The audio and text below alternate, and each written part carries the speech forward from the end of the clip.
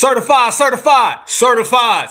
The 150 Horror Podcast done got G-checked by foundational Black Americans. And they done pissed off everybody, family. They done pissed off the East Coast, the West Coast, down south, up north, and family, they done even pissed the bison off. Because I heard they throwing tethers 8 feet in the sky, and foundational Black Americans is holding it down. Put them up high. Let's go to work. We in the house.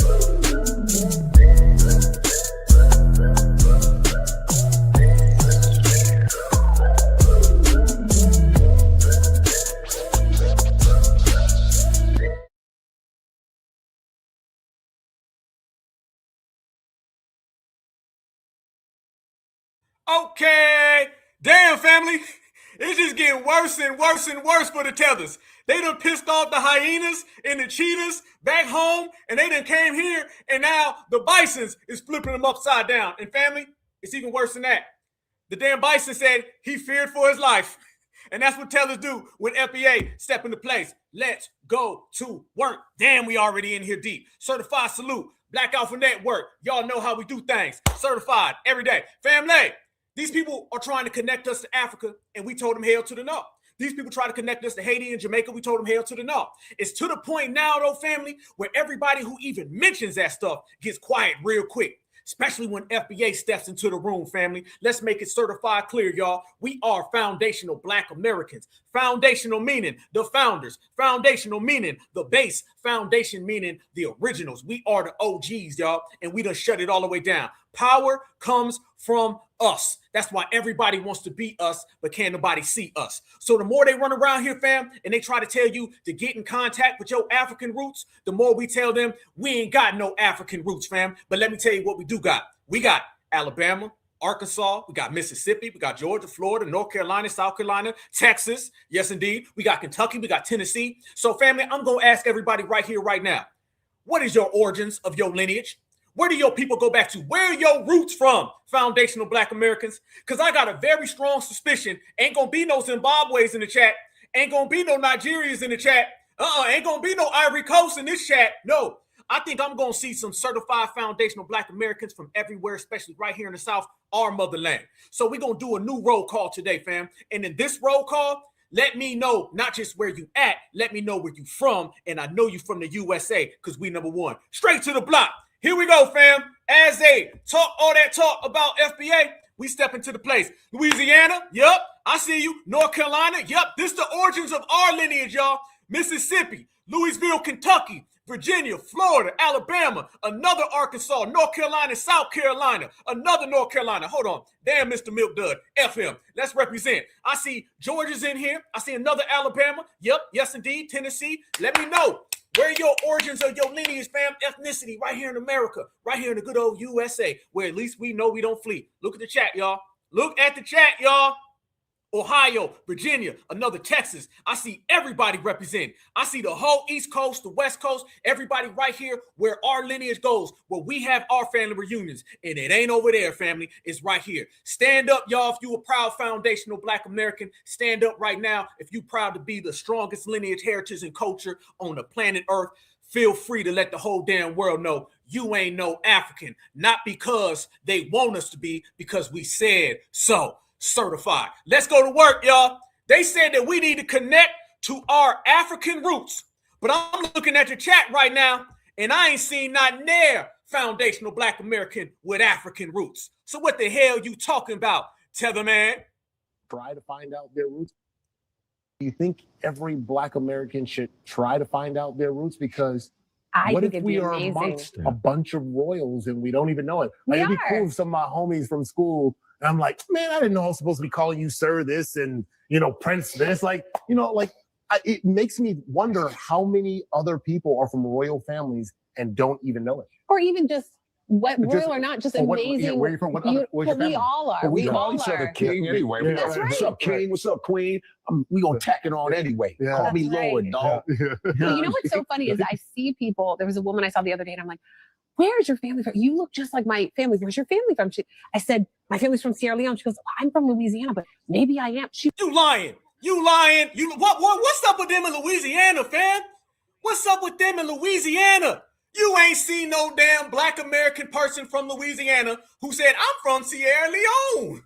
That where I'm from. Where's the youth from? Stop lying. Fam, notice they're obsessed with Louisiana? Notice that, fam? They trying to assault and hijack Louisiana, but you can't take Louisiana. Ask the Essence Festival about Louisiana and why they got ran off the block. What you mean foundational Black Americans need to go and do an African search?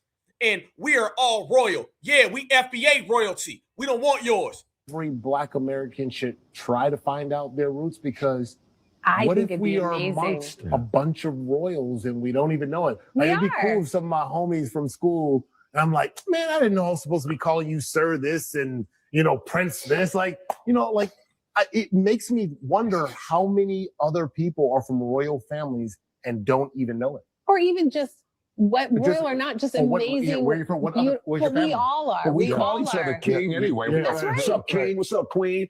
We gonna tack it on anyway. Call me Lord, dog. Call me Lord, dog? Fam, why Godfrey always goes into the most ignorant Black American accent? Who the hell says Lord, dog? Everybody in the chat right now, have y'all ever heard a foundational Black American say, what up, king? Call me Lord, dog. Fam, that sound like Mr. Mayo. That sound like Mayo Man talk. We don't talk like that to each other. What's up, Lord Dog? Hey, Lord Dog. I'm going to go to the store, Lord Dog. It's like a G-Dog, or excuse me, it's like a Lord Dog on the fly tip, flossing with the posse, cutting at the crib. Look at his face, fam. He's trying to make like Black American face. Man, this is the most terrified dude on the earth. Get the hell out of here. You and Lord Dog. That may be some Nigerian talk. We don't talk like that. Hell no. We all are. We call each other king anyway. That's right. What's up, king? What's up, queen? We gonna tack it on anyway. Call me Lord, dog. But you know what's so funny is I see people. There was a woman I saw the other day, and I'm like, "Where's your family from? You look just like my family. Where's your family from?" I said, "My family's from Sierra Leone." She goes, "I'm from Louisiana, but maybe I am." She was so excited. That's crazy. So it was just like people want to know. Course, it's just like there's been a disconnect. And have you noticed this? I know I can literally look, and you said it earlier. Like I can look at someone and going, wow, like that person's Nigerian. And I go, excuse me, are you Nigerian? Yeah, you can look at people and see that they're Nigerian. Tethers who pretend to be Black American. You ain't seeing no Black American and saying that person's Nigerian. If they look Nigerian, it's because they're from Nigeria. Now, they may be over here on some Lord Dog. Fam, he talking about Lord Dog. That's who he talking about. And y'all know Mr. Milk Dud. That's all he know any damn way. You ain't talking about us. They're talking about how they see fellow Africans pretending to be Black Americans. They're not talking about Black Americans. So let's get this right. This man says he sees people who are really Nigerian. This last lady, whoever the hell she is, she says she sees people from Louisiana who want to know if they from Sierra Leone. What I'm saying is that the people you seeing is your African cousins, because they not my foundational Black American cousins, because we ain't got no Nigerians in the family. Checkmate. And have you noticed this? I know I can literally look, and you said it earlier, like I can look at someone and going, wow, like that person's Nigerian. And I go, excuse me, are you Nigerian? Nah, I ain't Nigerian. And I'm like, I don't know if anyone's told you, but you are definitely educated. You can tell by features. It's like so many. Yeah, when I was in Jamaica a couple months ago, I was like, it looks the same. Yeah. I saw some girls, I go, oh, they must be Jamaican. You better not say Georgia. Fam, if he says Georgia, I'm going to flip. Don't, because they love the South now. What's up with Tethers trying to claim the South? Remember when all Tethers was from New York back in the day? Remember, I'm from Brooklyn, dog. Brooklyn ain't the house.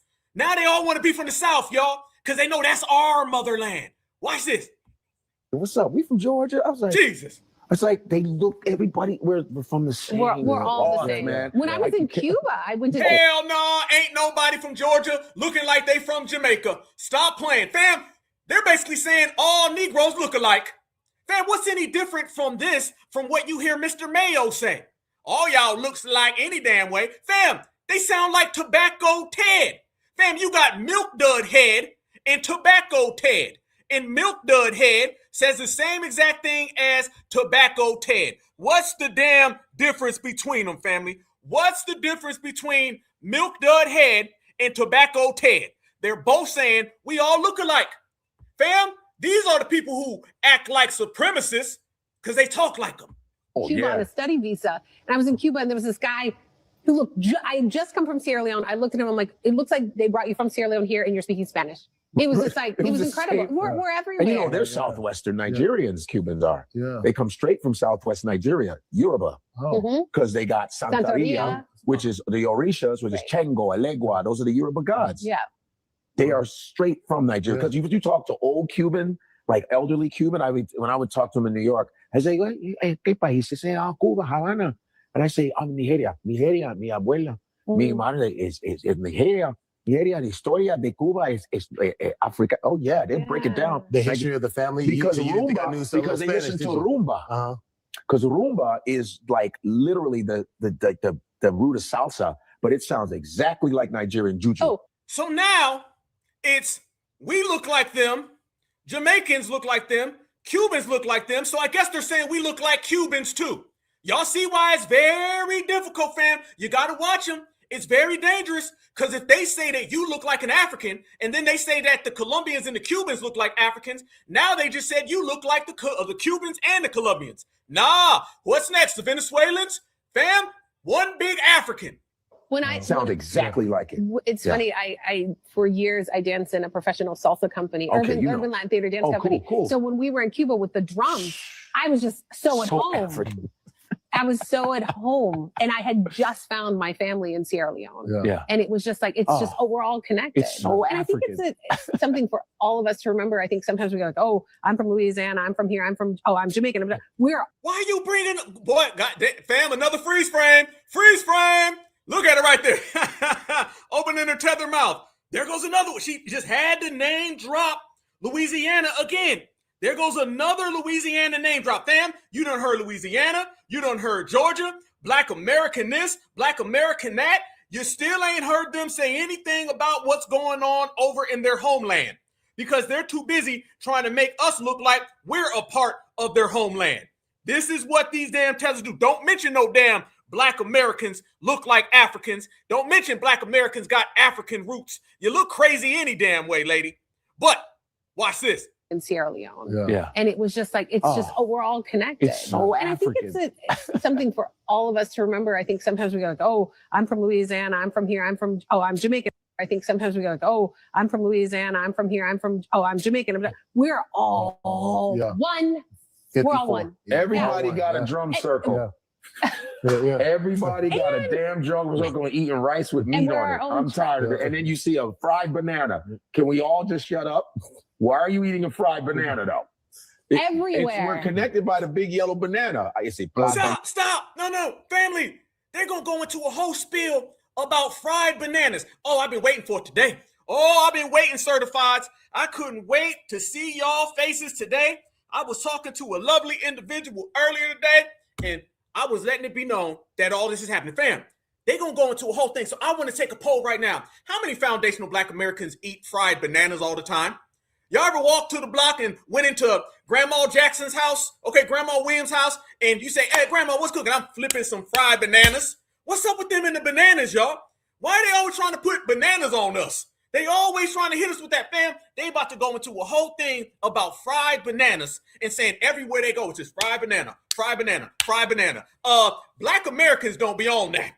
Let's make this clear, okay? Let's make this clear. Hail to the no. Fam, they gonna make it a thing. Watch, fam. They be like, oh, you know how we do. We all eat fried banana on Monday, fried banana on Tuesday. Wednesday, we give break. Thursday, we be back at it again, nigga. Watch this, fam. They say fried bananas are a staple of Black culture. I don't know what Black they talking about. Maybe Tether Black. Was going eating rice with meat on it. I'm tired of it. And then you see a fried banana. Can we all just shut up? Why are you eating a fried banana though? Everywhere. We're connected by the big yellow banana. I say plátano, tostone, banana, dodo. Yellow banana. I say we're connected by the big yellow banana. Everywhere. We're connected by the big yellow banana. I say plátano, tostone, banana, dodo. Oh, that's a good dodo. Plantain. Oh, yeah. And then when I was in Amsterdam, when I do comedy for Surinamese people, you know, the Surinamese people look like us. They speak Dutch. I'm like, I go to a Surinamese restaurant. My friend Roger, he's from Utrecht. No, Eindhoven. Black. We look like cousins. And I go, we want to go get some Surinamese food. You know, Surinamese is a Dutch colony by South America. And I go, all right, we go there. Man, I'm like, there's a big ass plantain. It's like that. Ooh. I go, there go that goddamn banana again. What? It's called bacabana. I go, there go that goddamn banana again. Ooh. I go, there go that goddamn banana again. What's up with these people in the banana? He got serious, didn't he? There goes that goddamn banana. Everywhere I turn, there's a damn banana. All Black folk love bananas. Fam, are they talking about bananas? Are we sure? Do we got this confirmed, fam, that he's thinking about a banana? I don't know. We don't know yet. Wait till the facts come out. I can't confirm he's talking about a banana, y'all. Okay? Maybe something that's shaped like a banana, but they taking bananas a little too serious for me. FBA over here wondering, is that a banana you talking about, Godfrey? Because I'm wondering if you talking about something else. Because y'all is having a whole deep conversation about bananas. Fam, they not like us. Let me say this now. One thing Black Americans ain't going to do, we ain't going to sit here and have no deep, elongated conversations about bananas. Look at that picture, y'all. A Black American ain't going to make that face talking about a banana. We ain't going to point when we talking about a banana. We ain't going to be looking in other directions talking about bananas. Hell no. I ain't seen one sister or brother have a deep, complex, metaphysical conversation about a damn banana. But the Tethers do. There. Man, I'm like, there's a big ass plantain. It's like that. Ooh. I go, pause. Pause. What? There's a big old, huh? Man, I'm like, there's a big ass plantain. It's like that. I go, there go that goddamn banana again. It's called bacabana. Bacabana. Bacabana is plantain. I said, we all connected. You go to Holland, they look like us. They're from Curaçao and they speak Dutch and they look exactly alike. What they did was cool. Toss everybody everywhere. Yeah. They just write them like, you there, you there, you there. And now fight each other. Yeah. And now we're finding each other. We're fighting to fight. Look at that. What the hell is this? Did this man sit there and have a deep, long novel about a banana? And now are they trying to get sentimental? We went from fighting each other. Now we're finding each other because we found the banana. This is punk tether energy, y'all. You're there. And now fight each other. Yeah. And now we're finding each other. We're fighting to fight. Look at that. That was like that. Now we're finding each other. Hell no. Certified foundational Black Americans. Stand up. We represent to the fullest, fam. Ain't none of that FBA energy, and FBAs ain't on none of that damn time, y'all. Let's make this clear. We got our own cuisine. We got our own style. Everything that we have done has been crafted and molded right here in the good old USA. And there'd be no good old USA without FBA. Remember that, know that, write it down. See, these people try all these games, fam, to connect us to all these people because they know they want a piece of the American pie. That's really what it is, fam. I mean, dude was getting real deep about banana. He talking about we done found each other. They was hugging and stuff, fam. They was in there making tether love, a tether love affair. But that ain't over here because our ancestry goes back to the United States of America. Let Black Alpha tell everybody what we've been saying for the longest amount of time, fam.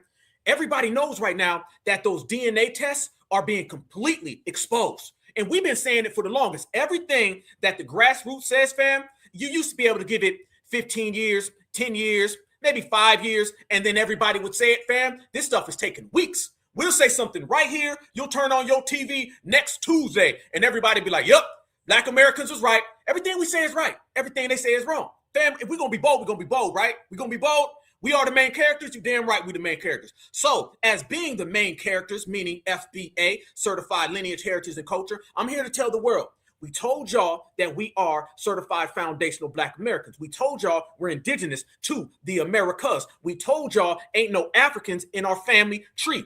And more people are coming out and saying it, and more people are sounding like us, because you can run, you can hide, the FBA will walk your ass down, and you can keep the banana. Let me show y'all exactly what I'm talking about, family. Look what Mr. Airhead Bobblehead Man said.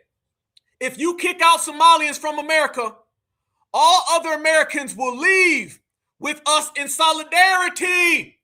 Black Americans, y'all gonna leave if they deport Somalians? I need you to tell me right now, is this true, what this man just said? Because he's very confident about this. I mean, he said, hey, if y'all kick us out, all the black folk gonna leave. Black Americans gonna be the first ones coming. Can somebody tell this alien man that ain't the case? Can somebody tell this airman that ain't the case? Can somebody tell this man whose head need to be deflated that ain't the case? Foundational Black Americans gonna be popping popcorn while your ass is getting deported. But I tell you what we won't be doing. We won't be joining you, because foundational Black Americans are non-deportable. That part very simple. Fam, the block's been talking, and everybody knows we ain't no Africans, and we are the ones setting that precedence, and everybody's following it, fam. Watch this. Gotta prove shit to a group of people that left where they was from to come over where I'm from to act like me. Why are we even having a discussion with people from Africa? Why? All that shit been colonized. Them ain't even the original names. And why are we even having, this is all internet talk, period. Most of us Black people, Africans aren't in proximity of us. The ones that are around are cosplaying as Black Americans. Yeah. Period. Until they go back home with their parents from their nations talking about how shitty we are, but they acting just like us. They going to HBCUs. They taking advantage of everything we have, because when that white man look at him, he just see another Black person. You know, everybody's Mexican to him. Everybody's a Black. He not even trying to break people up in their different demographics, because he don't give a shit. So at the end of the day, why are we even talking about, you know, in Ghana? I never thought that was a good idea. Oh, you can come back. Why? Why the fuck would I go over there?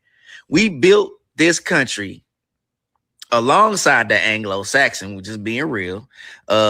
We built the country alongside his ass, and we gonna leave it, the most powerful nation in the world. We gonna leave it and go to some underdeveloped ass place for what? For some goddamn moral victory? I'll deal with the racist. I'll deal with his racist ass and figure out how we gonna continue to reap the benefits of this resource before I go to some underdeveloped ass country because I want to feel good about fighting some oppressor. The fuck is that? I don't gotta prove shit to a group of people that left where they was from. They left where they was from. They ran over here, and when they get over here, they talk about foundational Black Americans like we owe them something. One more time. They left where they was from. They ran over here, and then they talk reckless about us when they show up on these shores. Fam, what do you owe an African? What do you owe a Jamaican? What do you owe a Haitian? Somebody tell me right now, what do foundational Black Americans owe any of these people? And I want to take all the different answers, and I want to hear them loud and clear so we can get it all on the table, family. Because y'all know, like I know, certified foundational Black Americans, we don't owe nobody a damn thing. But I'm going to take it a step further. And y'all know Black Alpha's far more bold. Dude made some good points. You damn right. We ain't going over there. We ain't running over there. We FBA. But we ain't build this alongside no motherfucking body. All right? So we're going to clean that up. We built this alongside each other. Fam, we don't give 1% of anything to anybody else. Okay, remember that. We build America by ourselves. We are the architects by ourselves. Because, you know, the W's like to come around and say, well, we're the ones who helped y'all build, or we're the ones who gave y'all the blueprint. No. Everything that Black Americans built, family, foundational Black Americans built on our own because we were the only builders, fam. They didn't need us to help them, okay? Foundational Black Americans knew that they didn't have enough to help their damn self. They needed foundational Black Americans to do it all. Damn helping them. See, fam, there wasn't no assistance. We didn't help. We didn't contribute to what they were doing. They weren't doing ish. We did every damn thing. So let's go ahead and tighten that one all the way up. Certified foundational Black Americans. We ain't running over there to the Africans. We ain't running over there to the Jamaicans. And right here, we ain't have to help no damn body because we did it all on our own. Remember, y'all, America is not benefiting from 92% about what we've done, not 95% about what we've done. America is benefiting 100% off of what we've done. So therefore, when we get our reparations, I want 100% of the money. I want 100% of the finance. I want 100% of the land. I want 100% of the economics. We ain't accepting anything less, family. We was out there by ourselves. Did we have to work less? Then we ain't gonna have to get paid less. Remember, y'all, we built America 4 different times, y'all. We built America, the indigenous. We built America after slavery. We rebuilt America after the Civil War and Reconstruction. And then we rebuilt America during the economic boom. That's 4 times. You better be lucky I don't come asking for 4 paychecks. Fuck around, we might do it. Fam, let me show y'all even further what we mean when we say we own the scene. These people running their mouth, talking real reckless and bold, right? And they're so obsessed with what we got going on. But the problem is, y'all, there's nothing they can do about it because we here for the taking. Here goes a Senegalese man, and he said when he's in Louisiana, it looks just like Senegal. Thing about the history between Senegal and New Orleans, the connection that they had. And I started reading, as mentioned earlier, books like High and Hog, Beyond Gumbo, about that Jessica Harris, learning a little bit about Tremaine, Creole Feast, right? And really realizing that New Orleans, at one point in time, was a French territory, right? Senegal was largely colonized by French. And there was a direct link between Senegal and New Orleans, right? So a lot of people that came from a lot of enslaved that were held in Rhode Island, which we got a story there in a dish, and I'll speak about another time because I think it would take up all the time. But what I would say is there's a direct connection between the two, right? Mm-hmm. And a lot of those people are not. And funny enough, I say this: a lot of before they arrived to New Orleans, to me, they were already Creole. Because when I think of Creole, to me, it's mixture people that come together and create something, right? So these folks were not only from Wolof, because Senegal, the native language is Wolof. They had folks on Fulanis, Andinke, Tukulor. These are all different cultures. When they came here, they brought their cultures with them. And funny enough is that a lot of dishes that we love here in New Orleans, let's just say a lot of the 5 dishes that we all know that. What the hell you mean we love in New Orleans? Dude, you look like you just came out the bushes. Stop playing. Fam, how can somebody who looks like that say something along the lines of when we came out? Okay, when we got here, we in New Orleans. No, your ass is straight from the other side of the earth. Stop playing. And did he say Creole just means a bunch of mixed things? Is that what he said? Listen to that vague definition of Creole, fam. Notice they use very soft and very frail words that allows wiggle room. Did he say Creole just means a bunch of mixes? Like there isn't any specifics? Take up all the time. But what I would say is there's a direct connection between the two, right? Mm-hmm. And a lot of those people are not, and funny enough, I say this, a lot of before they arrived to New Orleans, to me, they were already Creole. Because when I think of Creole, to me, it's mixture people that come together and create something, right? So these folks. What the hell does that mean? Creole is just a mixture of people who come together and create something. What the hell does that mean, fam? And water is wet, okay? And fire is hot, all right? And the earth spins. He ain't put no details on, fam. Listen to the language. Listen to the language, fam. This is that foundational African-American talk where they want to make things very, very vague, which allows them to slide on in and allows them to manipulate. Listen to how frail that was. You can literally apply that to everything. So now I'm going to say to be a millionaire just means you got some money in the bank. So I guess I'm a millionaire then. Let me go to the damn bank and go collect. Y'all see how devious these people are? This is the devious, dysfunctional diaspora. Were not only from Wolof, because Senegal, the native language is Wolof. They had folks on Fulanis, Andinke, Tukulor. These are all different cultures. When they came here, they brought their cultures with them. And funny enough is that a lot of dishes that we love here in New Orleans, let's just say a lot of the 5 dishes that we all know that you could trace it back to New Orleans. You go to Senegal, you find those same dishes. Wow. What changes is the ingredients, but the one pot cooking stay the same. Okra, one pot. Jambalaya, one pot. Senegal really dish called chebujin, which is known as, some people call it jollof, our neighbor countries, but New Orleans is known as jambalaya. You go to Dawson, known as Happen John, right? You go domada, which is like a tomato-based sauce. New Orleans has etouffee sauce, right? You have soup kanye, which is the okra soup I talked about. We have a beignet, which is exactly, New Orleans call it beignets. So it's like, I really feel like I'm in Senegal, honestly. Yeah. Get the hell out of here. Between Senegal. One pot, y'all. One pot. That right there connects everything. Wait a minute. Hold on, black folk. Family. So did we hear one pot and a big banana? That's what connects us to them. Notice, they ain't say nothing about no DNA. They ain't say nothing about no culture. They ain't say nothing about no tradition. They ain't say heritage. They ain't said ethnicity. The only thing they said was one pot and a banana. That right there is their criteria for being into us. Fam, let me say this. You can't migrate into an ethnicity. Remember that, y'all, because that's what a lot of them are trying to do. They're trying to migrate an immigrant into an ethnicity that is foundational Black America. You can't migrate into an ethnicity. You can come here to the country and you got to go get your papers and then you got to say the pledge of tether allegiance. You may be able to do that. But when it comes to an ethnicity, there ain't no paperwork that can get you in.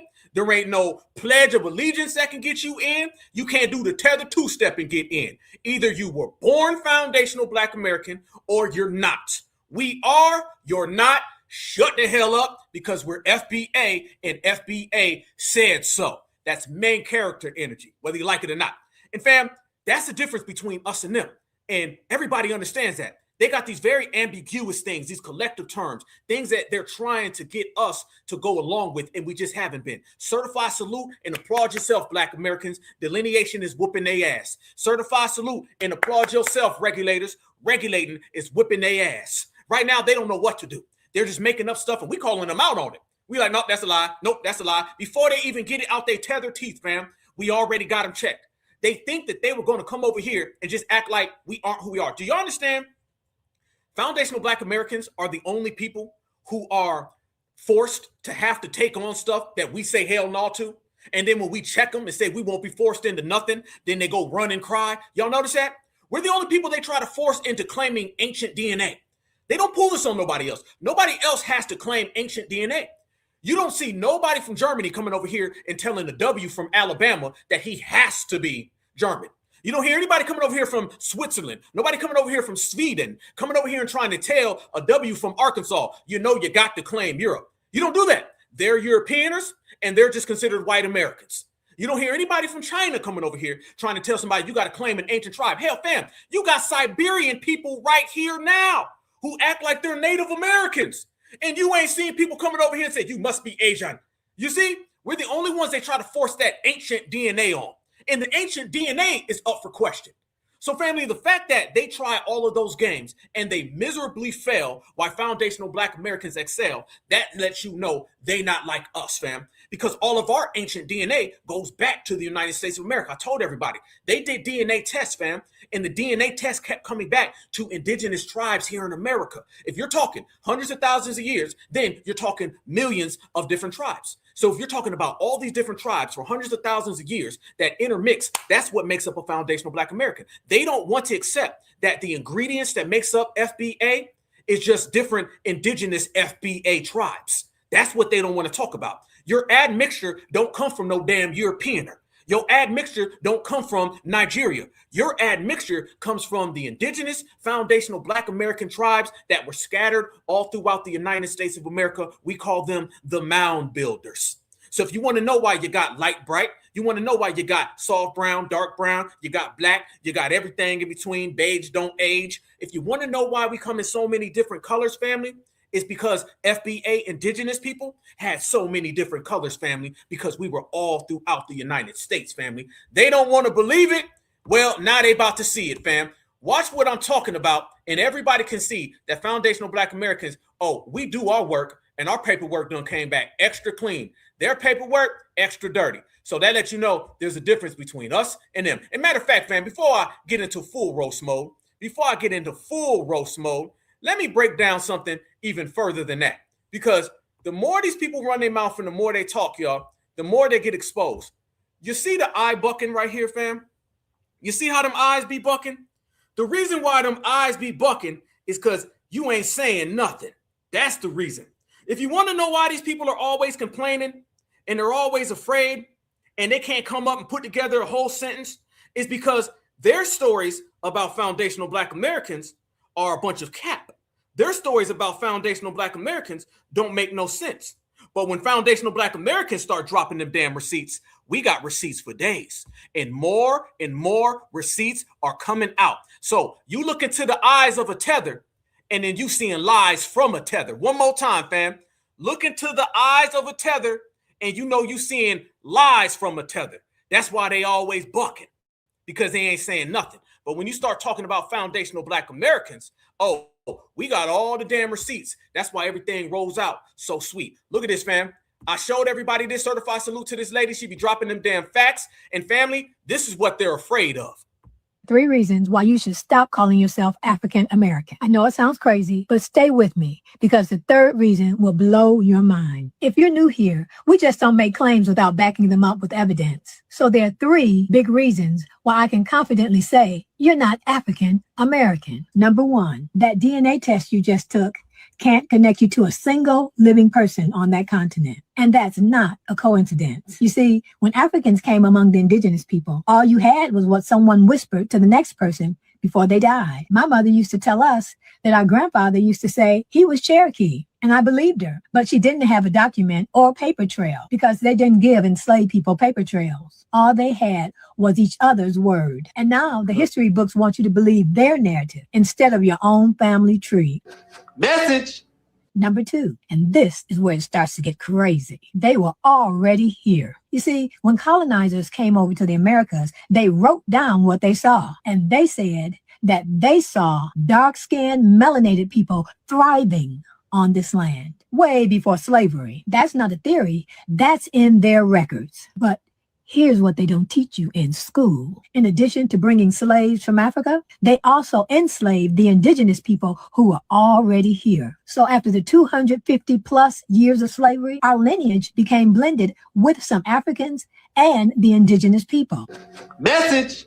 Now I need you to stay with me for number 3, because this is the most important one. Number 3, colonizers changed our family's name, which helped confuse our lineage. When Africans arrived on this soil, slave traders renamed them and gave them their own European names and reclassified their lineage. Because when you see someone as property, you don't preserve their identity. You erase it and replace it with yours. They didn't just change what people were called. They deliberately changed family trees so no one could easily trace back where they came from and who they actually were. Your last name right now might not be your ancestors' family name. It might be the name of whoever they worked for, or the family they married into. They renamed and reclassified many of your ancestors to make them forget who they are. And we are the children of their grandchildren. So no wonder why some of us are confused, because the odds are your ancestors were here before this country was even named America. And they were the foundation who built America. So that's why you're probably not African. You're a foundational Black American, whether you like it or not. 3 reasons why you should stop calling yourself. Family, we can roast them. We can cook them however they want. We can do it real quick. You want a slow roast? You want to turn this thing up 350? However you want it, however you get it, because certified FBA, y'all, we with it. That's what we be talking about, y'all. And this is why everybody now is starting to look and they saying, damn, them FBAs know it's hidden. They know what time it is. Foundational Black Americans, y'all.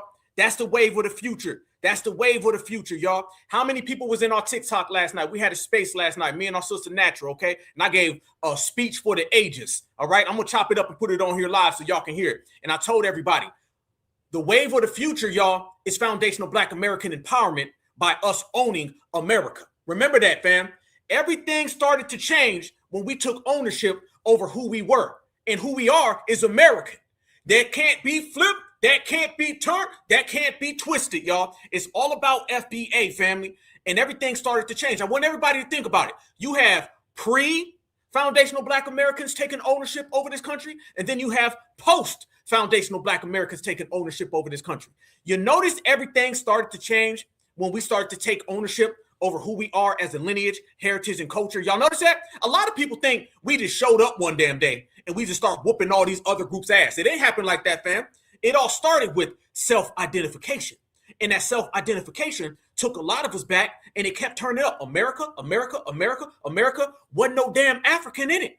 Wasn't no Haitian in it. Wasn't no Jamaican in it, fam. This era is being defined by us owning foundational Black American patriotism, okay? And remember, y'all, patriotism ain't got a damn thing to do with Mr. Mayo. It got everything to do with us. So when we started owning it, repping it, holding it down, then everything started to change. You know why? Because our ancestors seen what we were doing, and our ancestors said, good, it's about time. Because when you was running around here and you was giving all this love and praise to the Africans Americans, the ancestors was like, that ain't us. Who the hell is that? That ain't us. Your stuff was going somewhere, got lost in the ocean. But when you started to connect with the Most High and your ancestors, then things started to take off. Everything goes back to self-identification. And that's what we've been doing in this era. And ever since then, it's a wrap, y'all. It's a wrap. And when we tell everybody it's a wrap, I want y'all to notice, now you got all these people popping up talking about we's friends. Can we come on in? We down with you. Ain't nobody down with us, y'all. Who needs anybody? Fam, we good. Fam, right now, we got 2.6 thousand people in here. I'll say 2.6 thousand certified regulators over millions of Africans, Jamaicans, and Haitians, or any damn W. We good to go, fam. We got it made. This is what it's all about. Self-identifying, ownership. Everything that's great about America, fam, we did that. Okay, we didn't contribute. No, we did it. So therefore, it belongs to me. All right? We taking that damn flag. I don't care, fam. Black American Heritage flag, Juneteenth flag, FBA flag, or the Star Spangled Banner flag. All that ish belongs to me. Okay? Every damn thing. Because I'm telling you now, Black Americans made them all. So that means it's mine. See, I'm a greedy person. I'm a Leo. Okay? I want it all. I don't want 22% for my lineage. I don't want 5%. I don't want to almost get there. I don't want to wait next year. Hell no. I want it all. If FBA contributed, did it, put a hands on it, fingerprints on it, give it to me. And that's what we own. So fam, now you got a lot of people popping up. And these people real reckless. They talking real crazy, fam. They're trying to make it look like foundational Black Americans owe them something. And they're trying to make it look like foundational Black Americans got to give them something out of our pockets. Oh, that ain't never gonna happen. Hell to the no. That ain't never gonna happen because foundational Black Americans ain't gonna let it happen. And when I tell y'all that, and Tether Getting is here, let me go back to Mr. Godfrey. Y'all know, because Godfrey was still running his mouth. And Godfrey don't want to talk that we've been talking. So what he wants to do is act like a goods little Tether man. And little Tether man's about to get exposed when certified step into place. Y'all watch how he responded. Again, y'all, still talking. Watch how he responds to what foundational Black Americans have been doing while we've been regulating him. Y'all watch this. Oh, I said, I don't feel betrayed. No, I don't feel betrayed, man. What am I going to do? I don't even know what's going on. Let them call me a tether. Just don't come to my shows. Just don't just don't come to this stuff. But I guarantee you ain't going to come to my show and open your mouth. I know you're not going to do that. Uh-oh. You'll be tiptoeing out the club because I'm going to burn you. It don't matter. You know what I mean? Oh, he getting Tether angry. A Tether tantrum, y'all. You going to do what? You going to do what to who? Who you talking to? Listen to him, fam. You ain't going to come to my show. You ain't going to say nothing. This is how a Tether responds when a Tether's getting exposed. I said, I don't feel betrayed. No, I don't feel betrayed, man. What am I going to do? I don't even know what's going on. Let them call me a tether. Just don't come to my shows. Just don't just don't come to this stuff. But I guarantee you ain't going to come to my show and open your mouth. I know you're not going to do that. You'll be tiptoeing out the club because I'm going to burn you. It don't matter. You know what I mean? So don't be on my podcast. Don't come to my shows. You don't think I'm funny? I'm good. And people say, Godfrey only performs in front of white people. Okay. What? Somebody just said, Bro, they're trolling you, bro, at this point. They're definitely trolling. They're trolling you, bro. Okay. Tampa was black as hell. They're loving it that you're responding to them. Yeah, that's hilarious. Like, he's responding. Let's say, what the fuck comes to my mind? I'm just I said, okay. Y'all not in Baltimore, nigga? And you know what? Baltimore. Shit. Baltimore's already black. I'm talking about places that are not all black. Yeah. Black people show the up in Portland. Watch, fam. He about to get real aggressive, y'all. He about to get real aggressive. Yeah. Black people showed the up. Yeah. So you know what they say about Nas? You can talk that about Nas. Nas looks like he's by himself, but he ain't by himself. So you all can talk all the you want about me. You always think I'm by myself, but I ain't by myself because I always got backup wherever the I go. People say, you good? We got you. Whatever you need. You know, and I'm not no tough guy, but I think I've earned my keep doing what I do and being at these cities for years, coming back around. And who the hell was talking about you needing backup, Godfrey? Who said it, fam? This is what happens when you start checking these tethers, y'all. They start getting real aggressive. Listen to them now. Talking about, I got backup with me. Every city I go. Ain't nobody said nothing about that. We roasting you for what you said. Why you getting all hostile, tether man? It wouldn't hurt so much if it wasn't true, dog. Y'all see right here. Look how he getting all aggressive now with it. This is what we be talking about. First off, you ain't gonna do a effing thing, Godfrey. I don't trust nobody with a tether mullet, number one. Number two is Black Americans is just sitting there calling you out. You're exposing how much of a tether you are every time you talk. Every time you open your mouth, this is what we seeing right here. This man is clearly triggered. And around and around. Bro, is there a project to document all the FBAs, like foundational Black Americans who deserve reparations? Is there any project? No reparations. No, but like, and what the hell is this man talking about? How in the hell did that go into? What about the reparations for the Black American? Why? Look at these dudes, fam. Look at these, man. You ain't no FBA. FBA don't keep no company like that. Hell to the no. You see what we saying though? I mean, I'm just saying, like, but it's not even a thing. They're not even trying. They won't even admit. But if we make a list, and then, like, you make think anybody's made a list? No, I'm just asking, like, if there is a concrete project where everybody work on it, and like, you don't think Black people have worked on it? I don't know, bro. I'm asking you. Dude, Black folks. Do you think? I mean, I would Black people. I would think they would have done it. I'm just asking if you know of any projects because I couldn't. I'm Listen, man. This should have been. It should have been an easy. I like when people call me gay. That's really funny. Did someone and say it's always the dudes that stop, fam. Where in the this man went from reparations, nice talking about people saying that he's a fruit cup. He all over the place. FBA, y'all see what y'all did to this man? Y'all see what y'all did to this dude? This is why dude over there bucking. That's why he over there bucking, talking about bananas. He bucking for bananas. He bucking for bananas. All because y'all foundations. Oh, he wasn't done though. Watch this, fam. He starts even further explaining. There was another time you checked another dude. That's the thing. So, my card to ask the next question. Because that's why I didn't remember. I go, when did he say that? And so David apologized. Yeah. The thing is that I wasn't. Because remember the interview you had with the on your other podcast? Right. There's a call. Let's go, caller. What's up? If it's the guy. What up, Godfrey? It's Cash from Rhode Island. How you doing, man? What up, man? Oh, it's not the guy. Chilling. Yeah, man, I think I know why Black people mad at you, man. Why? Because remember the interview you had with the on your other podcast with the African guy, the director dude? Yeah. One of the things when he said, he was like, the black accent is kind of like, Nigerians just slowed down with a little bit of slavery to it. You know what I'm saying? Oh, yeah, but here's the thing. Here's the thing. Hello? Yeah, I'm here. You got like a TV in the background or something? Yeah, I think it's hold on. The African guy, I got it. Yo. Yeah. The thing is that I wasn't even really paying attention at that part because Dante saw it. I was looking at my cards at the time and I said facts. I just went, I wasn't even paying attention because I was like, why is everybody mad? I thought that interview was great. We did 3 hours of a great interview and they decided to get mad at me about something. I said, what the are we talking about? I was like, oh, but I didn't say that. He said it. And another thing too is I wasn't paying attention really. I was looking at my card to ask the next question because that's why I didn't remember. I go, when did he say that? And so David apologized. I don't know how great the apology was, but he apologized. What the fuck else you want us to do? I mean, we're all traumatized in our own way. I think Black British people do not have the... Stop. First off, no. You didn't just say facts.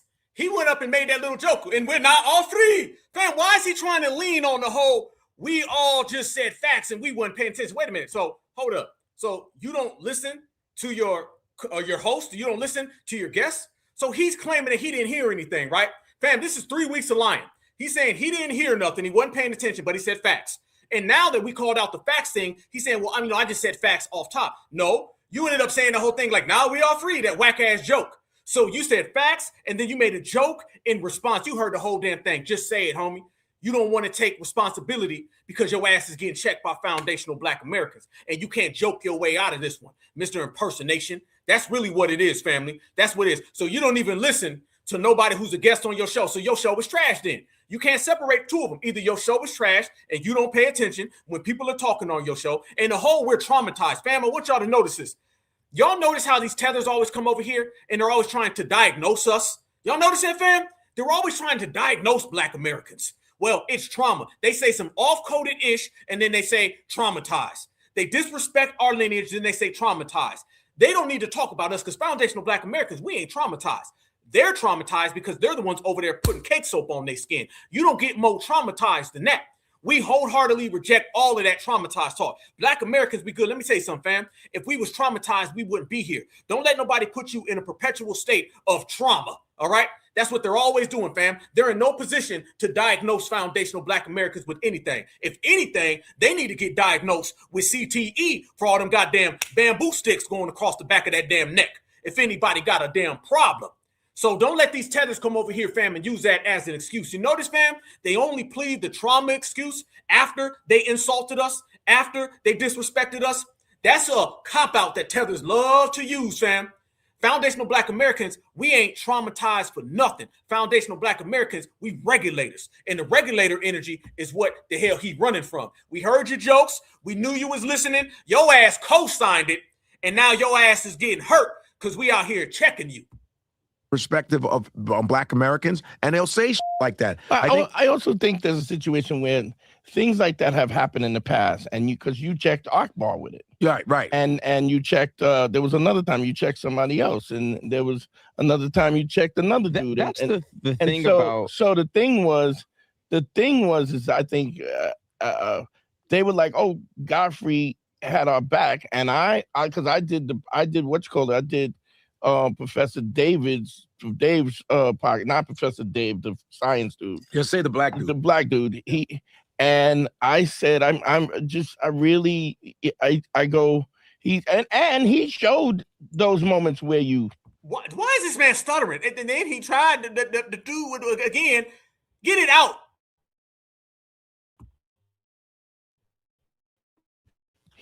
He brought those clips up and showed the clips. You standing up. Every time he showed a bunch of them. Then this is the one you missed. And I think if why, you what you're not, why people feel that way, because a lot of Black people think that when the African person in a room full of Black people, you know what I'm saying? He's like, you know what I'm saying? That's wait, you gotta slow down. Say it again. Some people feel like, when it's like, say the Africans mixed in with Black people in a room, you know what I'm saying? They're pro-Black, they're standing up. But if it's a room full of Africans and there's no Black people around, there's the stuff they say behind our back, and he don't stick up for us because there was a room with other Africans. Yeah, but he stood up. Dave showed clips where he stood up. Why is this man always talking and running interference for Godfrey? Every damn time you got a tether running interference for another tether. Where he checked them and stood up. But I think for immigrants as a whole, there need to be an education, bro. Really, like immigrants. Like like I'm telling you, like as an immigrant. I remember when I was gonna smash your head. Fam, I want y'all to see how nothing they're saying is making any sense. And at this point, they're babbling around what foundational Black Americans are doing. That's really what it is, fam. They don't want to sit there and just come out and say it for what it is. That's really what it is, fam. They don't want to say nothing because they understand every time they talk, they getting checked. That's the difference between foundational Black Americans and everybody else. I don't know how the hell they do it back in their homelands, because all these damn people is from another homeland and ain't none of these folks from our homeland. But what they're really doing is that their asses is getting at work and they're afraid of what foundational Black Americans got going right now. You got Tether right there. You got Skittles bag right there. You got Grimace over here. And then you got Godfrey right there, front and center. And every last one of their asses is afraid because foundational Black Americans is checking them. Fam, that's Tether babble. tether babble. What it really is, y'all, is Godfrey is under siege because foundational Black Americans done canceled everything. Fam, remember, y'all, one slick talk, and now FBA done got this dude's shows ruined, got this dude's career ruined. You done exposed that he got a hell of a lot of W women, elbow W women, Mayos behind the scenes. You got Milk Duds behind the scenes. Apparently, he's got Big Bananas behind the scenes. Every single thing that he's doing has been exposed because he spoke one time. Godfrey is in the same position as Mr. Jackie Chan that ran his mouth. If you talk about foundational Black Americans will come and see you. And when foundational Black Americans come and see you, there ain't no way around it. The 150 Horror podcast has been completely destroyed before it really ever got started, family. That's what we be talking about. They can't get it moving. They can't get it jumping because foundational Black Americans ain't giving them nothing. The last time I told y'all, we seen Godfrey, his ass was right there getting tossed in the damn sky. Hell yeah. And why, family? Simply because you done spoke about foundational Black Americans out of pocket, and foundational Black Americans had to come see about you. That's the big difference, y'all. Remember, we get everything done in this era, in this generation. There ain't nothing somebody can say. There's nothing somebody can do unless foundational Black Americans give it that cosign. If we don't give you the cosign, it's over with. We taking money away from everybody. Everybody's getting them pocketbooks affected. That's what's happening right now, fam. Everybody's getting their pocketbooks affected because foundational Black Americans are saying, if it don't work for us, it's out of here. And that's exactly what's happening to all of them. And fam, let me tell y'all even further what I'm talking about. When I say that we are affecting everything that all these people are doing, there was a hell of a lot of people that was running their mouth, fam. A hell of a lot of people that was talking real crazy, y'all. Remember just a few weeks ago when birthright citizenship came up and you had a bunch of them people and they were saying, ha, ha, ha, ha, I get to stay in America. Fam, a lot of them folks who got a chance to stay in America ain't in America because your child was coming over here getting them benefits, but you couldn't.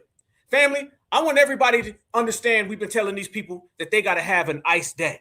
And when I say they got to have an ICE day, family, I mean they got to have an ICE day. This is for all of those we happy because birthright citizenship got us to stay here. No, it didn't. Hey, hey, no.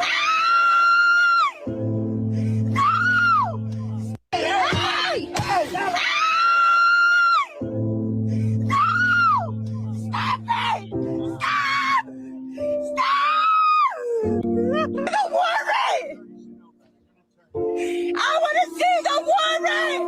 Let me see. Let me see. They crashing out, fam. What happened to all of that? We get to stay. We get to stay. Ha ha, we win. Oh, don't look like you winning. The devil.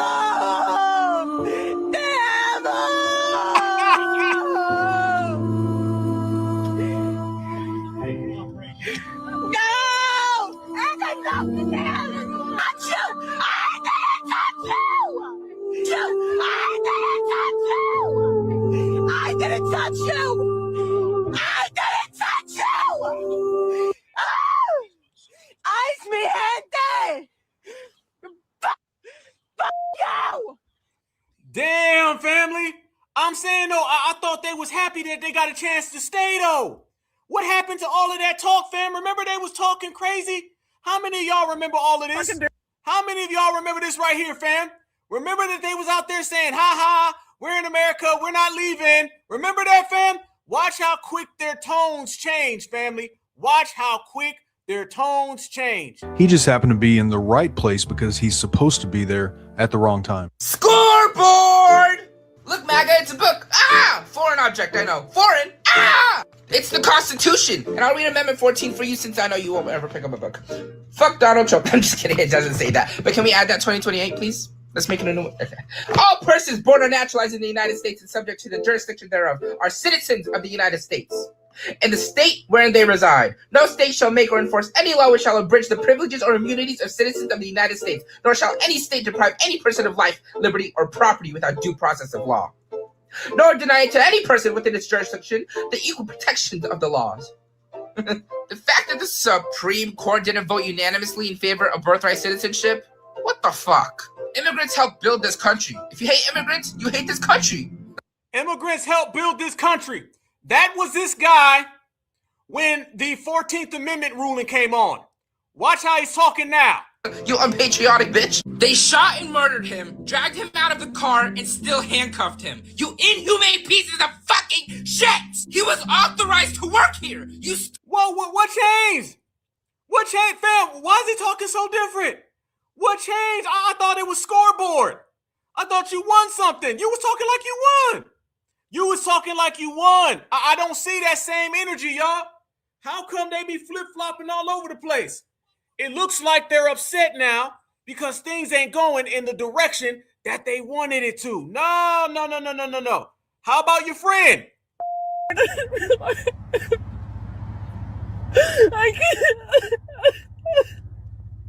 I came out of my apartment and there's crime scene tape everywhere. There's police everywhere. I just posted a video talking about how it was a waste of fucking tax dollars. And you know what it is? It was an immigration. Somebody running from immigration. They fucking killed him. They fucking killed a man today in Biddeford, Maine, because he was an immigrant who was actually a native man of the land. I saw a man in Maine this morning, around 7:30, such whatever.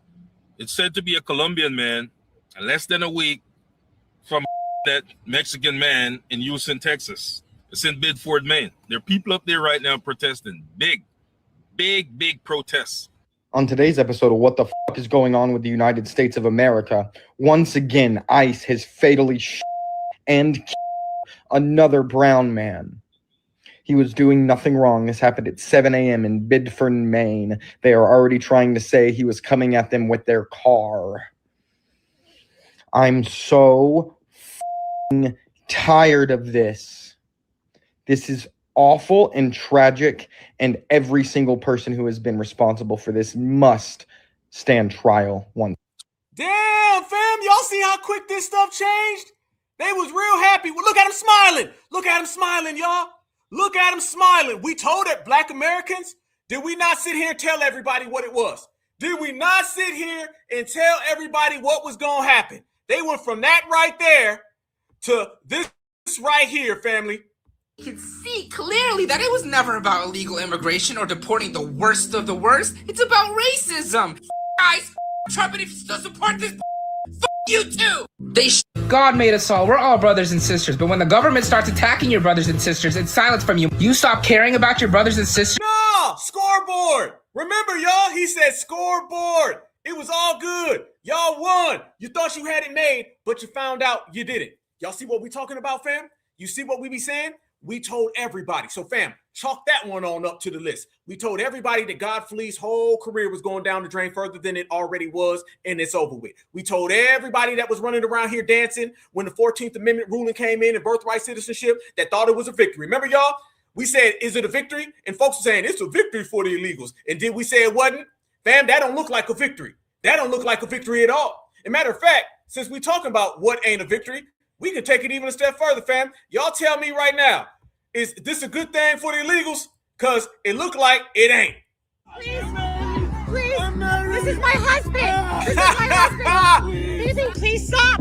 Stop, it's my husband. What did I do? Baby, listen. What did I do? You have to tell me why you're doing this. Can you please tell me? I'm his wife. Can you please tell me what is going on? Okay. Secure his car. Okay, call the lawyer immediately. Where are you taking him? Can you tell me that, please? Oh my God. I really don't know what to say. This is someone who entered the country legally, married to a U.S. citizen, has a clear, straightforward path ahead to a green card. His wife called me. You would think that you would get immune to this kind of stuff. After so many years of practicing immigration law, I don't know, it still has an effect on you. I mean, that kind of shock, that kind of trauma, what is the point? This is someone who's eligible for bond. There is no reason to process someone like this. I just talked to the ICE field office director for the ERO because in the past, someone in this position, they would move to release someone on their own with bond. They wouldn't have to go before an immigration judge. I wanted to go down there and, step in and get him released on bond, but the director confirmed that the bond is not possible. They're not authorized to do that anymore. It beckons the question, why? What is the point of such cruelty? Keep following us. Damn. Look at him, family. You know what he's saying? He said 14th Amendment, birthright citizenship. It ain't working, bruh. It ain't working, bruh. You got to go. You see the difference, y'all? This is what we were trying to tell everybody, fam. We told them that your child can come over here and get born in a dumpster, but you gonna be living in a dumpster back in your homeland because you can't stay here. You ain't want to listen. You ain't want to hear us out. But now your ass getting drugged out. There you go, family. Proof is in the pudding. You can see it clear as day. Their asses is all going home. And family, that's not the only thing, fam. Right now, what you're seeing is with TPS getting cut off, there's a lot of Haitians that are going into hiding. So what you're going to start seeing is more and more pickups from ICE, and more people are going to start getting snatched up because they really think that they just going to go duck. They really think they're going to go duck, fam. They've been talking real reckless, fam. Real reckless about FBA. We ain't putting on no capes from nobody. First off, because you broke the law. Second off is because you not like us. And third is because you ran your mouth, so now your ass is going to have to get them cuffs. And FBA going to be sitting here. We're going to be doing what we always do, fam, being exceptional. That's the type of time energy that we got going, y'all. Let me show y'all something, though. When I say that these people are really out here talking real reckless, fam, this is the reason why we don't be putting on capes for nobody. Do you know they're now saying that foundational Black Americans always had an ally in Haitians? They're saying that our only ally were Haitians. And then they're saying that foundational Black Americans, we should have accepted the Haitians. Remember, y'all, when TPS got cut off, and then when the birthright citizenship got basically upheld, they thought everything was good, didn't they? Now they finding out it ain't good at all for them. Fam, they out here telling us this.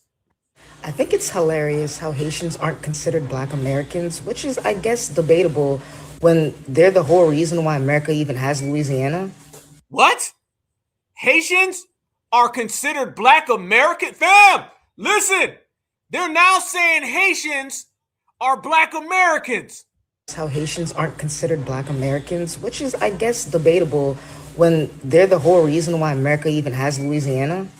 I don't know. It's kind of interesting to me. Kind of funny, isn't it? After everything that Black Americans have been through in history, feeling as though they have no allies in any other races, that would make a lot of sense. It would most definitely make a lot of sense. Feeling like, how can you not be able to have any help from anybody else when everyone's been getting bullied by the same person? Just for everyone to turn around and bully you makes no sense.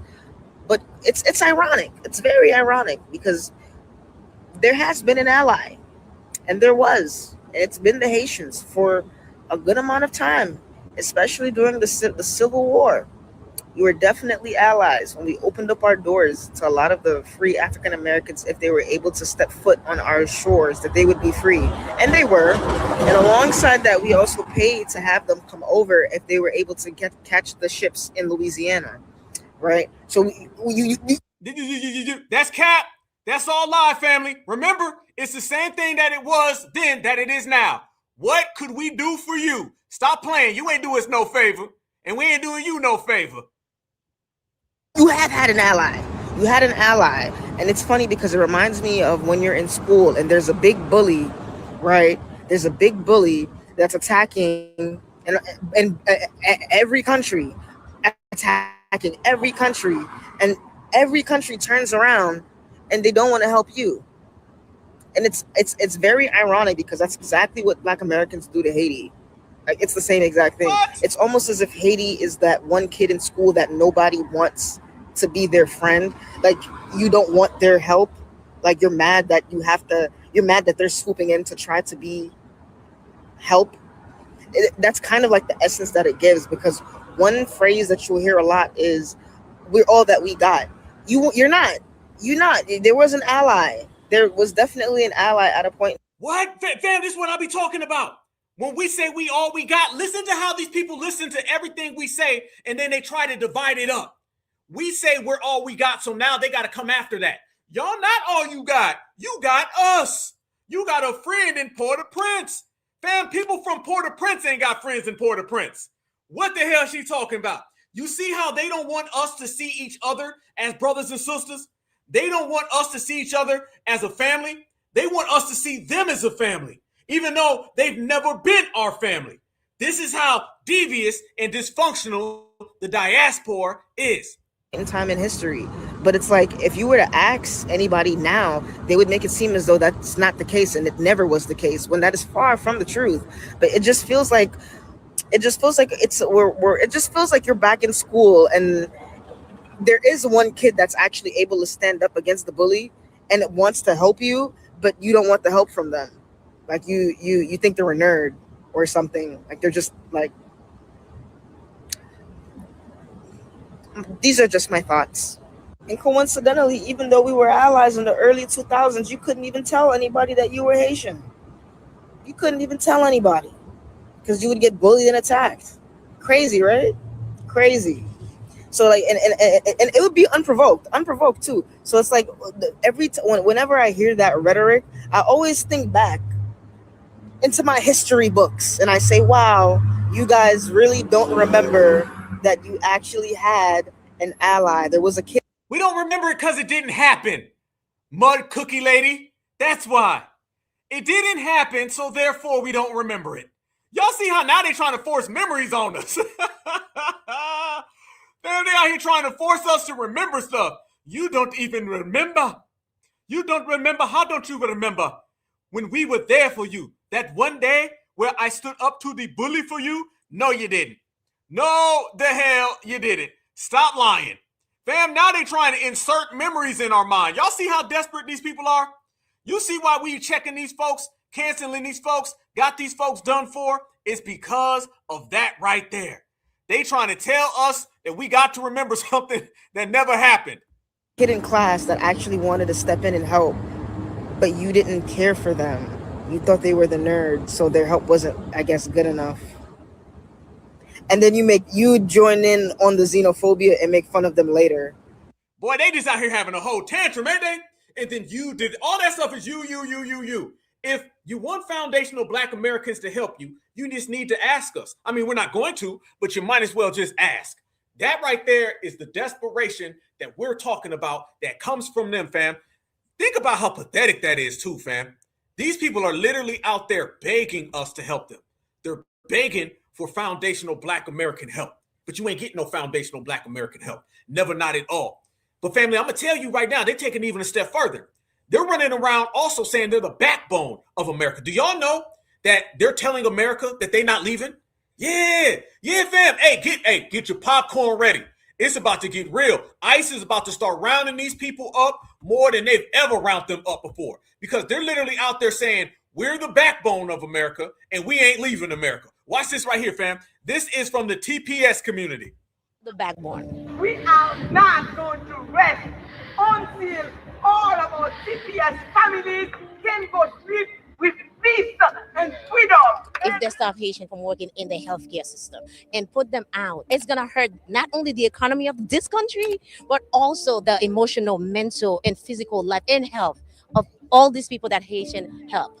There's real fear. All right, you'll see people not going out to learn English. They're not going out to church. They're not going out to school. People are going in hiding, and that leads more to exploitation. So people going into hiding.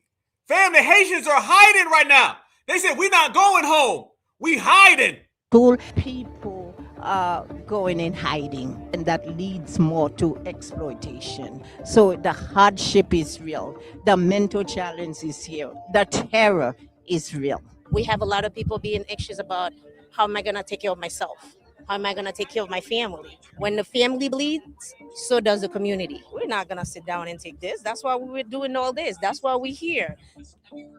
As soon as you see the Haitian community and just Haiti itself trying to take things back for themselves and create a stable foundation for themselves, is when America feels the need to intervene. Foundation for themselves. Listen to the words, y'all. Everybody want to be foundational now. When the Haitians are trying to make a foundation for themselves, why don't you make it back in Haiti? It's temporary. So you got to go. And just Haiti itself trying to take things back for themselves and create a stable foundation for themselves is when America feels the need to intervene. Why do we still have American troops still going on in Haiti? Like, there's so much problems going on in America, and they try to put that all on other countries and the fact that there's immigrants coming in and blame it on them. That is not the problem. Haitians have for so long enriched the lives and the economy of the U.S. So we want everyone to rally around our Haitian community to come and support. We have this Look, fam, they really think that's gonna work. She said that Haitians enrich the lives of American fam. Has Haitians enriched your lives, y'all? Is you better off because of Mr. Papa Doc? Has it been? Boy, what world they living in, y'all? 814, we hope that all senators will sign on that bill so that they can protect TBS. We need everyone to come in together and fight with us. The backbone. We are not going. Damn. Crazy work, family. I mean, absolutely, positively crazy work right there. They literally are saying that they're not going home. They saying they're going to stay right here in the good old USA, fam. They said, ICE, you're going to have to come get me. As a matter of fact, family, how many of y'all seen this story right here? These people are so afraid of going back to their homeland that they ended it all. A 54-year-old Nigerian Catholic priest ends it all after being ordered to leave the USA. Damn. Y'all is literally running from your homeland that bad that you are willing to risk it all, end it all, take everything out. What in the world is waiting for you back on the shores of Nigeria? Family, this right here done took fleeing to a whole nother level. He done broke the fleeing record. I mean, fleeing to the maximum. This man said he gonna flee life. No offense, but damn, you gonna flee living to get away from your homeland. And then they want to come over here and talk to us about America? Nah, dog. Nah, bruh. This man said, yeah, absolutely. A whole priest said he would rather be gone. See, they always want to get mad at FBA. You can't charge this to us. You can't charge this one to Foundationals, family. Foundationals ain't going to own this one. Y'all the ones out here doing this type of behavior. Hell to the no. And family, that right there ain't the only case that you hearing. These people are literally unaliving themselves before they get sent back to their homelands. Which makes me think, fam, there's something way deeper going on in these people's homelands than they lead to believe. I need y'all to tell me what y'all think is going on in them homelands. What's really going on in them homelands, Black Americans? I'm starting to think there's something way deeper in them damn homelands. I don't think they just running from barbecue or goddamn whoever in their homeland got them running. Because, fam, you ain't doing all that just because. You ain't running from war. Somebody waiting on you. You done did something back home that your ass don't want to be held accountable for. Okay? What type of conditions are you living in when you are willing to unalive yourself because of deportation? There's something waiting for you back home. Boy, y'all going, boy, I'm looking at you on the chat. Boy, y'all got some good ones too. Yep. You ain't lying. Yep. Boy, y'all got some good ones. Trafficking, PDF. Y'all ain't never told no lie. Fam, there ain't enough poverty on earth. And look, fam, this is it right here. They out there really trying to, I don't know if they're trying to get us to like get on board with keeping them here, but look. Heard about Father Benjamin Madu. He was a Catholic priest from Nigeria who spent years serving people in Massachusetts. He was a hospital chaplain at Salem Hospital, where he prayed with the sick, comforted families, and buried the dead, all while serving 3 local parishes. There was a problem, though. His R1 religious worker visa was set to expire. Now, normally there are ways to renew those visas, but because immigration processing has been suspended for Nigeria, along with 74 other countries, I might add, the Archdiocese had no realistic way to legally keep him here. Authorities believe this caused Father Benjamin to die by suicide. What? In a farewell letter, Father Benjamin wrote, "My heart is broken, yet my joy remains." Days before he was supposed to leave the country, and just before the 25th anniversary of his ordination, he died. And as Christians, our response isn't judgment, it is grief. It is prayer. It is asking whether our immigration system reflects the values of the gospel. Nah, man, this ain't got nothing to do with immigration and deportation. I'm sorry, fam. They not gonna dump this on deportation. No. Y'all see what they trying to do, fam? Now they trying to make this like it's a deportation issue? You cannot make an excuse because of deportation and immigration. So basically, the laws of America, you knew the law when you came here. You knew what you was risking when you came here. This got more to do with your homeland. This got more to do with the failures in your homeland than it does about America. Fam, they're doing everything available to try to get Black Americans on board with these people fleeing to this country by the millions. This is on them. And here's a hint. It doesn't. The Bible says, "You shall not oppress a stranger, for you were strangers in the land of Egypt." That's what? Fam, are they trying to get all religious with black folks? See, what it is that you are the 25 tribes of Israel / Egypt. And technically, he was just like you. So if he's like you and you like them, then you need to stop Donald Trump from this deportation that he got going on. And it was written in chapter 12, verse 25. If you look at the fine print, it says Black Americans need to save tethers from deportations across the nation or face damnation. Get the hell out of here. Exodus 23:9. Father Benjamin spent his life caring for strangers, yet in the eyes of our immigration system, he remained one himself. Please keep his family, his parish, and immigrant clergy everywhere in your prayers. And if you believe that people who dedicate their lives to serving our communities deserve a fair and workable path to stay, speak up. Policies have consequences, and sometimes those consequences are heartbreak. Fam, I done seen it all. They are now using unaliving, self-unaliving. They're now using the Bible to try to get foundational Black Americans to save illegals. Fam, we done seen it all now, right? Black Americans, come on now. We done seen them use every single excuse available to try to get foundational Black Americans to save these folks. Now they literally went into scripture. And by the way, y'all notice he jumped over all the other parts of scripture that don't agree with all of that, right? All right. It also says follow the law too, right? Don't unalive yourself. This man jumped over all of that to say, Black Americans, speak up. If you feel something, you need to say something. I'm going to say something. Deportation, deportation, deportation. I said it 3 times for you. This is how pathetic these people are, fam. And note, I want y'all to notice something too now. Y'all notice that little scarf is looking a little rainbowish. That looks a little rainbowish, fam. I'm just saying, fam, that scarf is under scrutiny. That scarf is in question. I'm just keeping it $1.55, y'all. I'm just saying, I was getting some Skittles bag energy over here. They trying to get us to save them. They got Skittles flying all over there, fam. No. It is what it is. And at the end of the day, why you coming to us? See, fam, whatever it is, respect. But let me tell you one thing. That ain't got nothing to do with foundational Black Americans.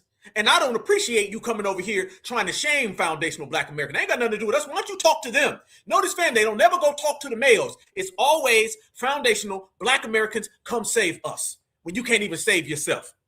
Hell to the no. And family, this is what we be talking about when it comes to these folk, when it comes to these people. We done seen it all now, right? We done seen it all now, fam, but I'm going to tell you something else that you ain't seen yet. Now you got a bunch of these African kids, and they're saying what we've been saying about their parents. Fam, do you know African children are, matter of fact, let me clean that up, family. African immigrant children are delineating from their African parents. Yes, indeed, family. Yes, one more time for your mind. African immigrant children are delineating from their African immigrant parents.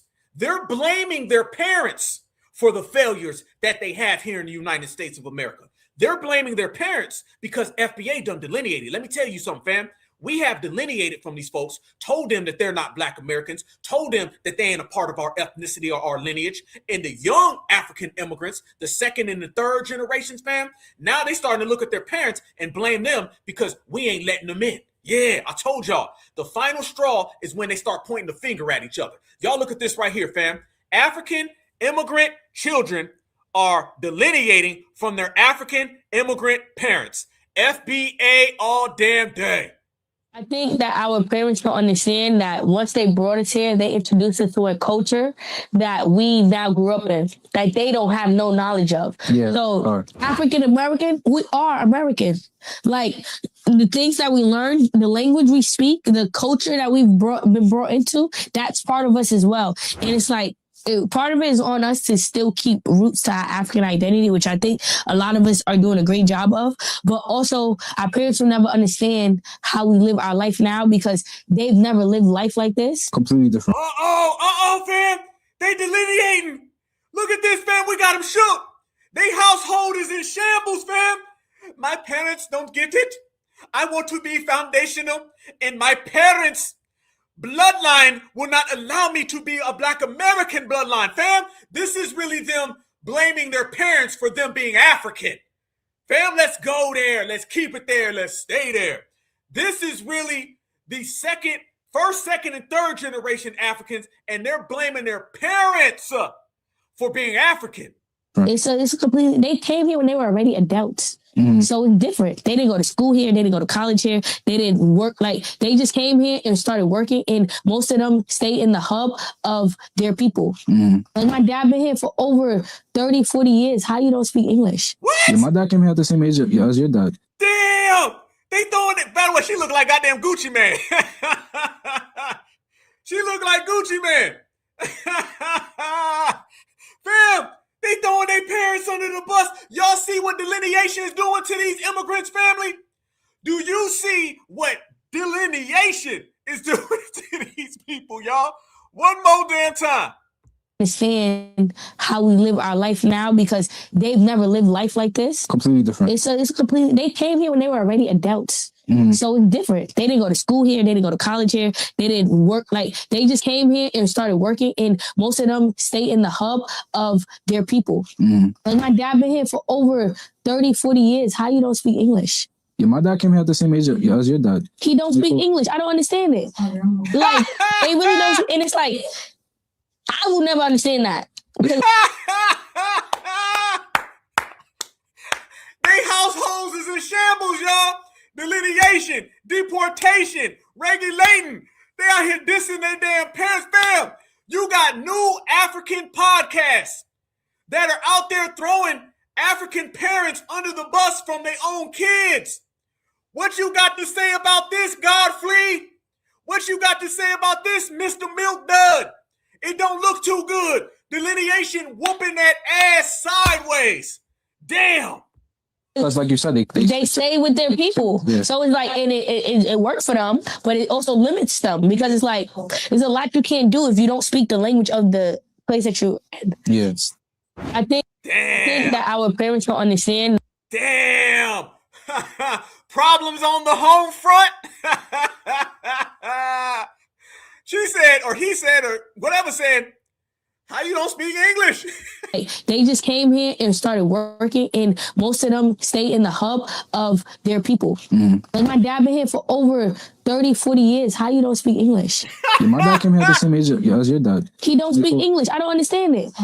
Like, they really don't. And it's like, I will never understand that. Because Damn. Let's go there, fam. Y'all ready to cook? Let's cook, family. What that really is, fam, is foundational Black Americans delineating and gatekeeping and telling all of these Africans who come over here that they're not FBA. That's making those first and second generation African children, fleabees, by the way, fleer babies. That's making them resent their parents. They want to be us so bad, family, that they're willing to resent their parents for stopping them from being FBA. But here's the thing. It ain't just your parents that's stopping you from being FBA. It's called bloodline. It's called heritage. It's called lineage, ethnicity, DNA. That's the real problem. But they don't want to hear that. They want to blame their parents. Fam, what it really is that they resent their parents for making them be born African. Fam, you don't ever understand the levels of trauma that these people deal with. I told y'all, FBA, we certified, thorough, authentic. If anybody's traumatized, it's the colonized. And the Africans and the Jamaicans and the Haitians, the dysfunctional diaspora, they're the traumatized one. That's colonization traumatized talk right there, fam. In reality, they're upset that they're African. They want to be Black Americans. Look how they dress, fam. They view their parents are the blockade that's preventing them from being us. They would much rather have our parents than their own parents. I'm only saying what's real. Don't be mad. Don't get upset at the messenger. Foundational Black Americans, we just speaking the truth. We all know what it is. You want to be foundational Black Americans. Fam, let me tell you something. Don't they put on cake soap because they don't like their skin color? Then what makes you think that they won't resent their parents because they don't like their lineage? Uh-oh. Another episode.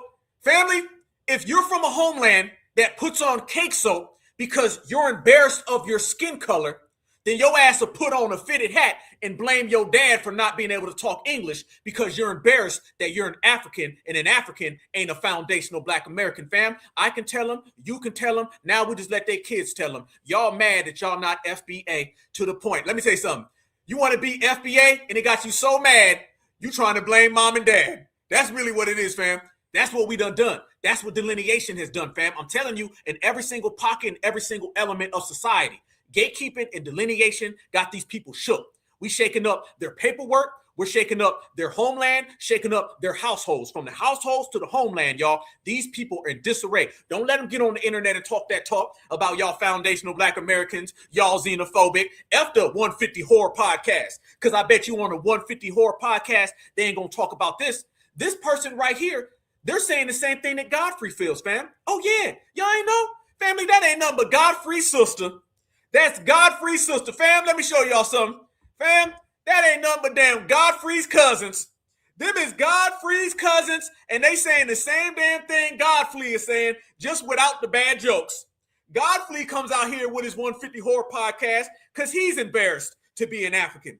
Godfrey comes out here with his 150 Horror Podcast because he's embarrassed he's not foundational Black American. Godfrey comes out here with his 150 Horror Podcast because he's embarrassed that he ain't like us. Family, this ain't nothing but diaspora trauma.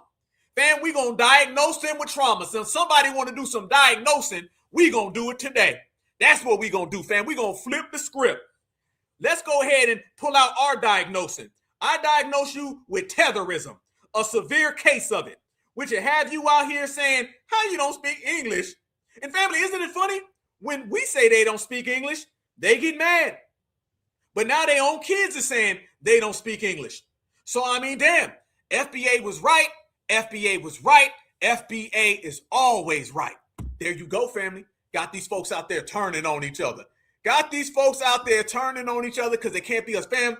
Understand that. Understand that. You are so much of the main character that first and second generation African immigrants will literally begrudge their own parents because they can't be FBA. That's a powerful thing, fam. And remember, we ain't told them to do that. All we did was woke up, was foundational Black Americans, and everybody else followed us. Don't be mad at the leader because we the ones that want to follow. All right? So let's keep that 100%. And family, 100% ain't the only damn thing that we talk about when we in these streets. Foundational Black Americans also been out here checking these people who try to play these games with words. Yeah, they love playing games with words, fam. But again, we shut it down. We shut it down. We shut it down. So the previous guy unalived himself because he don't want to go to his homeland. The next two people, the African immigrants, they're blaming their African immigrant parents. There's a hell of a lot of dysfunction in the African immigrant community, y'all. But don't blame foundational Black Americans because we ain't make it this way. Y'all look at this right here. This is what we be talking about with these people. Y'all watch how this lady tries to slide in African Americans and tries to speak on our behalf, and we ain't going for it. Watch this. I'm talking about people who are descendants of formerly enslaved people. Okay. Right? And so when you say Black, who are you talking about? I'm talking about all of The us diaspora? who are the diaspora. Interesting. I'm Black. I'm also American. I'm Black American. Okay. But my ancestors were not enslaved, right? So that's really important because I'm a benefactor as an immigrant coming here to benefit from all the hard work that African Americans and everything they have fought, so that I could even be able to go to schools like Princeton, right? Like, thank you for saying they were the first. And no, it's really important to say that, you know. And I think if people are like, they have to recognize that African Americans are not immigrants, right? Right. So I think that, you know, to survive in this country, African Americans have had to work outside of systems in creative ways. So I've been thinking about how do we work outside of systems and leveraging. Oh, I love y'all. Boy, I love y'all with a passion. Shout out to y'all in the chat. I see what y'all seeing right now. Notice she keeps referring to herself as a Black American and us as African Americans. Fam, this broadcast is going to be a clinic in breaking down all the little hidden trick bag backhanded statements that they use. Look what she's doing, fam. She's trying to say Black American applies to them, but we're the African Americans. Oh, y'all caught it. I'm talking about people who are descendants of formerly enslaved people. Okay. Right? And so when you say Black, who are you talking about? I'm talking about all of The us who are diaspora? the diaspora. Interesting. I'm Black. I'm also American. I'm Black American. Okay. But my ancestors were not enslaved, right? So that's really important because I'm a benefactor as an immigrant coming here to benefit from all the hard work that African Americans and everything they have fought, so that I could even be able to go to schools like Princeton, right? Like, thank you for saying they were that. they were the first. And no, it's really important to say that. It is. You know, and I think if people are like, they have to recognize that African Americans are not immigrants, right? You know how she caught herself, fam? She was about to say Black Americans, then she stopped, parked the car, and came back and called us African again. This whole thing, fam, she's trying to make us Africans while she could be the Black American, because what the hell, is she picking her nose? What the hell is, fam, every time I freeze frame this stuff, they're doing some off-coded, weird, bizarre behavior. What? Look at that, fam. She thinks she's slick. She's trying to make it look like they fought for us and we need them and they're so great and we love them so much, but she keeps referring to us as African. So I think that, you know, to survive in this country, African Americans have had to work outside of systems in creative ways. So I've been thinking about how do we work outside of systems and leveraging a lot of what African Americans did, which was really relying on community, you know, relying on alternative funding structures and thinking about what does that look like? Get the hell up out of here. I'm talking about people who are descendants of formerly enslaved people. Okay. And so when you say Black, who are you talking about? See, fam, they didn't have to answer these questions a couple years ago. A couple years ago, they would just say stuff and people would just give them their word and be like, oh, okay, that's cool, it's over. No, we don't do that no more. We don't do that no more. Nope, hell nah. We're going to want you to break things down specifically. You're going to have to talk to us. Y'all see what she was doing, family? Y'all getting real Gabby. What's that lady name on CNN? That Gabby chick? I was getting that type of energy from this person. Okay, and some joyless Reid energy. That's what that was, fam. No. Be very cautious, fam. Let me say this, y'all. We wholeheartedly dismiss anything that has something to do with Africa that is attached to us. I don't want to hear African American, African lineage, African heritage, foundational African. If an African is on it, it ain't got nothing to do with Black Americans right here in the United States, fam. Remember that. Remember that, fam. That ain't got nothing to do with us. Hell no, we wholeheartedly reject it. See, what she was doing was she was speaking about our accomplishments in America, but she wasn't attributing those accomplishments to foundational Black Americans. She was referring to herself as a Black American. So, i.e., through de facto, is basically her saying her accomplishments are our accomplishments and they're all the same accomplishments. That was a backhanded, backdoor way for her to fuse her way into foundational Black America. You got to be able to watch it, fam. And then when she kept saying African and calling herself Black, that means on paperwork, fam, they're going to see us as African and see her as a Black American. That's what she was trying to do. This is what these folks be trying, fam. They think they real slick, but FBA ain't going for none of that, y'all. None of that. We standing on certified business over here, and it's certified all the damn time right here, fam. That's how you got to be able to see through these people. They're always going to say something in a backdoor fashion because the front door is closed. The front door is closed, fam. Don't you ever trust anything these people say because everything they say is always loaded with cap, y'all. But let me tell you what ain't cap. What ain't cap, family, is them same Haitians that said that they're not going to leave America. Y'all know what I'm talking about? Them Haitians, we're not going to leave. We're going to stay here. Fam, a lot of them Haitians right now, they're actually ended up getting deported. They ain't been showing you that, fam, because when TPS came through, they said, hey, what y'all going to do? They said, hey, well, we just going to go into hiding. A lot of them went into hiding, fam. A lot of them are getting snatched up. Y'all look, they having whole protests and rallies right now about Haiti. No way! No way! No way! Hi, this is Marie Pereira, Island TV legal analyst. I'm here at the Little Haiti Cultural Center where hundreds and hundreds of Haitians and non-Haitians are gathering together to see what can be done to stop the termination of TPS. My hope is that our conversations today will get the individuals who have the power to make change to sit down and reconsider these decisions. Amazon's not going to function. Walmart's not going to function. Publix is not going to function without Haitians. Please, fam, do you think Walmart is going to go out of business tomorrow because of no Haitians? Really? Fam, boy, they think they done way more than what they've done. Publix is not going to function without Haitians. We need to make sure that our corporations understand the value of Haitians, especially in Florida. People are going to be forced to leave. They're going to have to go back to a country that is unstable. And then the economy here in America is going to collapse because a lot of these people have car notes. They have mortgages. Who's going to work in the hotels? 95% of people who's working in the nursing home, the majority of them are TPS recipients. Temporary means temporary in as much as conditions have changed. Haiti is the category 4 now in terms of lack of security, in terms of violence, instead of gang violence against women. Man, if you don't stop. Family, they said they're going to shut down the economy if they got to go. But family, guess what? Here's what's happening to them Haitians.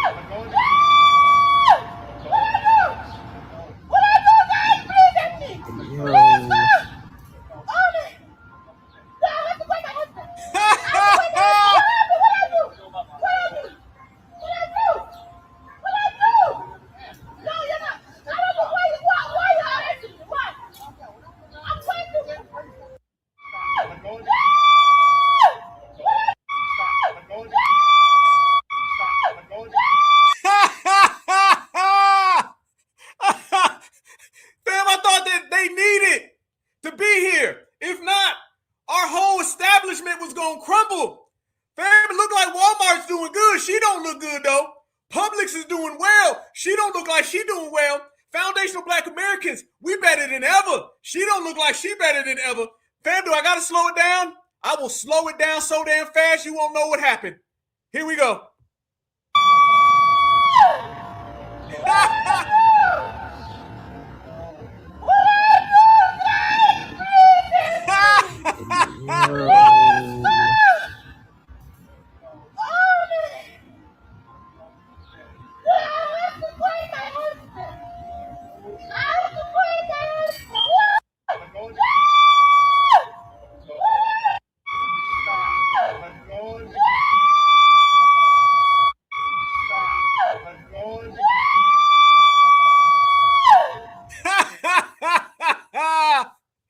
Remember that next time you say dirty black American. Fam, I don't know who's worse. Is it her or Selena from earlier when Ice was breaking that glass? I don't know yet. Wait till the facts come out. We got to see about it. But you'll be very cautious next time y'all say dirty black Americans, won't you?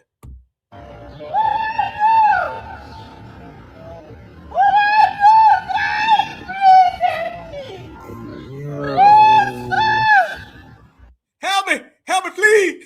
Help me, please. Nope. Ain't happening. There you go. Fam, again, one more time. For your mind, all on the line.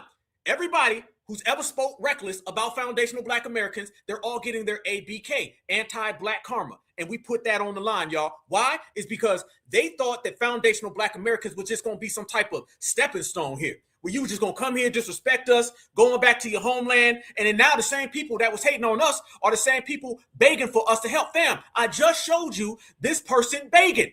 When we say that they're begging for black Americans to help them, you just seen somebody begging for black Americans to come help them. But black Americans said no today, it'll be no tomorrow, it'll be no forever. The only people foundational black Americans is going to help are other foundational black Americans. So you better go get Papa Doc to help you, okay? You might need to go Kodak Crack. Maybe he'll help you. But FBA, we cool, family. We're going to do what we do, family. You already know what time it is. So think about everybody, y'all, and think about what we got going on. You stand on business when you sit on the couch. You handle things just by being yourself. We're just foundational black Americans, exceptional by nature. We just sitting here with our brothers and sisters, holding it down, getting to the money, focusing on everything unaffected by their threats. And we just watching everything fly right on by, y'all. This is what it's about. Independence breeds power. And since we're independent, everything is moving along. Delineation has tethers turning on tethers.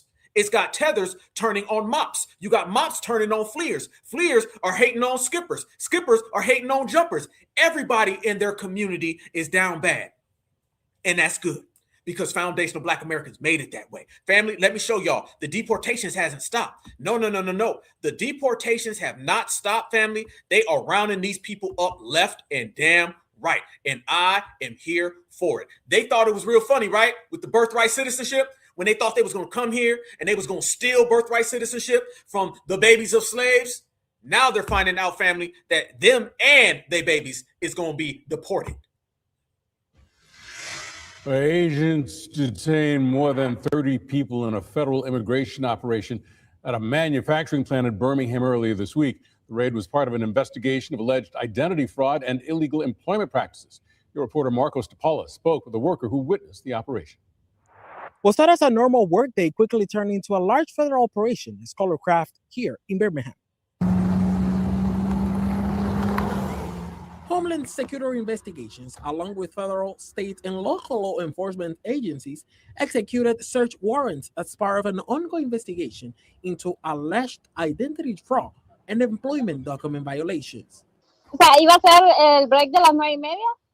Entonces nosotros todos estábamos en el baño cuando... One employee who asked to remain anonymous says she and a co-worker were in the restroom when they heard agents had arrived. After hiding for about 10 minutes, they walked out to find officers throughout the factory.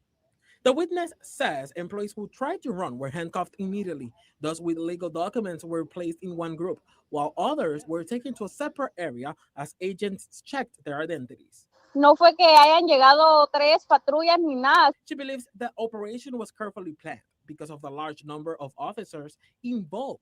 She also says some employees tried to hide inside industrial ovens, but were eventually found.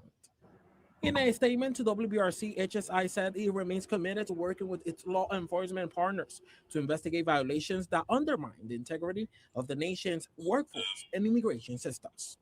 HSI says the investigation remains active and officials have not said whether any criminal charges will be filed against the company. Reporting from Birmingham, your reporter Marcos DePaula, WBRC 6 News. Goddamn, what's his name? Whatever. They was hiding, family. They was hiding. Why are you hiding? Come on now. Why are you hiding? You shouldn't be hiding right now. I mean, I thought it was your country now. We don't hide. Foundational Black Americans, we've never hid. We out here doing good. We handling, our business, and we ain't got to do nothing that we don't want to do. How about that? I want everybody to notice this, y'all. What they want to do is a play on words, right? They want to take terms and then they want to rob them for their definition, okay? They want to make African be all-encompassing. They want to use it and utilize it whenever they see to it. And what we've done, y'all, we've shut it all the way down. We have changed the actual structure of America. And all of that stuff where the immigrants are the backbone, no, foundational Black Americans are the backbone of America. And they can't get around that. And that's what's really got these people shook and got them in complete disarray. And that's a damn good thing. But family, let me tell you something. Fam. This is going to be the craziest thing that you've seen all week. And I'm glad it's Friday, fam, so we can bring it all the way home. Trust your brother Black Alpha going to drop one for you. Do you know that tethers are giving classes on how to talk like foundational Black Americans? Yes, they're literally giving classes. But these ain't no regular classes. These are some dusty, rusty, and always musty classes. These are some Fleedman forehead classes. They're literally talking about how they can talk like us so they can blend in. Some real co-opting stuff, some real covert stuff, some real tether camouflage, fam. That's what they're doing. Tethers have reached a new low because deportations have reached a new high. And foundational Black Americans, we ain't coming to save them. Let me show y'all what I'm talking about right now, family. Tether teachers are teaching kids on how to blend in with FBA. Watch this. Favorite Black transitional phrases, not to be confused with the etc. phrases, because y'all was mixing some of them. Okay, so boom. That tells me immediately lock in. Stop what you're doing. Put it, if you're doing the dishes, throw them on the ground. I don't care. Okay, so boom. That's a transitional phrase. You're letting me know we're going from either no conversation to the most important conversation in my life, or transitioning from this side of the conversation, now that you've set the tone, to now move to the next one. Now, mind you is very important. That means that you're in a courtroom, basically. Like when I get to, now mind you, a test, a quiz is coming up, okay? And you need to be locked in. You need to understand how we're transitioning from one part of the story to the next. Mind you is fraternal twin sisters with, now keep in mind, okay, either one of those very interchangeable, very much mean the same. My favorite Black things Traditional phrases? What? Hell no. Courtroom, basically. Like when I get to, now mind you, a test, a quiz is coming up, okay? And you need to be locked in. You need to understand how we're transitioning from one part of the story to the next. Mind you, is fraternal twin sisters with, now keep in mind, okay, either one of those very interchangeable, very much mean the same thing. This one is a new one. I first heard this in church, but it's very popular in the queer community. However, comma. Fam, here we go. You knew it was coming. There go the Skittles bag. We don't talk like this. Mean the same thing. This one is a new one. I first heard this in church, but it's very popular in the queer community. However, comma. Now, this is a very polite way of saying, I have already set this up. I've already told you the story. However, pay attention over here, right? And the comma is to give you time to gather yourself, to put all the pieces together to the story that I'm telling you. Very clean, simple, classic. Now, fast forward. So now there's been a transition of time. We have time travel when the now fast forward comes into play. Now you can also combine now fast forward with a little bit like I bet. So now fast forward. Now I bet me, like when I do this, so we've closed this chapter. We're going to time travel. And now we're going to show up in another point in time so we can continue the story, so we can put all of this together. Me personally, I'm a now mind you. The bigger the inflection in my mind you, that is how serious and how much you need to lock in. Now, mind you, those are different scenarios. Comment your favorite one in the comments and tell me where you're from, because the transitional phrases might be different in you. Fam, is this pathetic to you? Is this disgusting to you, fam? Is this a new musty low? Fam, nobody's gonna ever believe none of it. First off, your forehead give your ass away from about 40 miles away. First off, your damn forehead greasy as hell. She looked like she just done slapped some damn oil on her forehead. What the hell is that? And who talks like this? Remind you that together, the fast forward, fam, they in the church trying to steal this stuff. To the story that I'm telling you. Very clean, simple, classic. Now fast forward. So now there's been a transition of time. We have time travel when the now fast forward comes into play. Now you can also combine now fast forward with a little bit like I bet. So now fast forward. Now I bet me, like when I do this, so we've closed this chapter. We're going to time travel. And now we're going to show up in another point in time so we can continue the story, so we can put all of this together. Me personally, I'm a now mind you. The bigger the inflection in my mind you, that is how serious and how much you need to lock in. Now, the bigger the forehead is, that's how serious your family's fleeing is. How about that one? Now, mind you, that one right there. Lock that one in.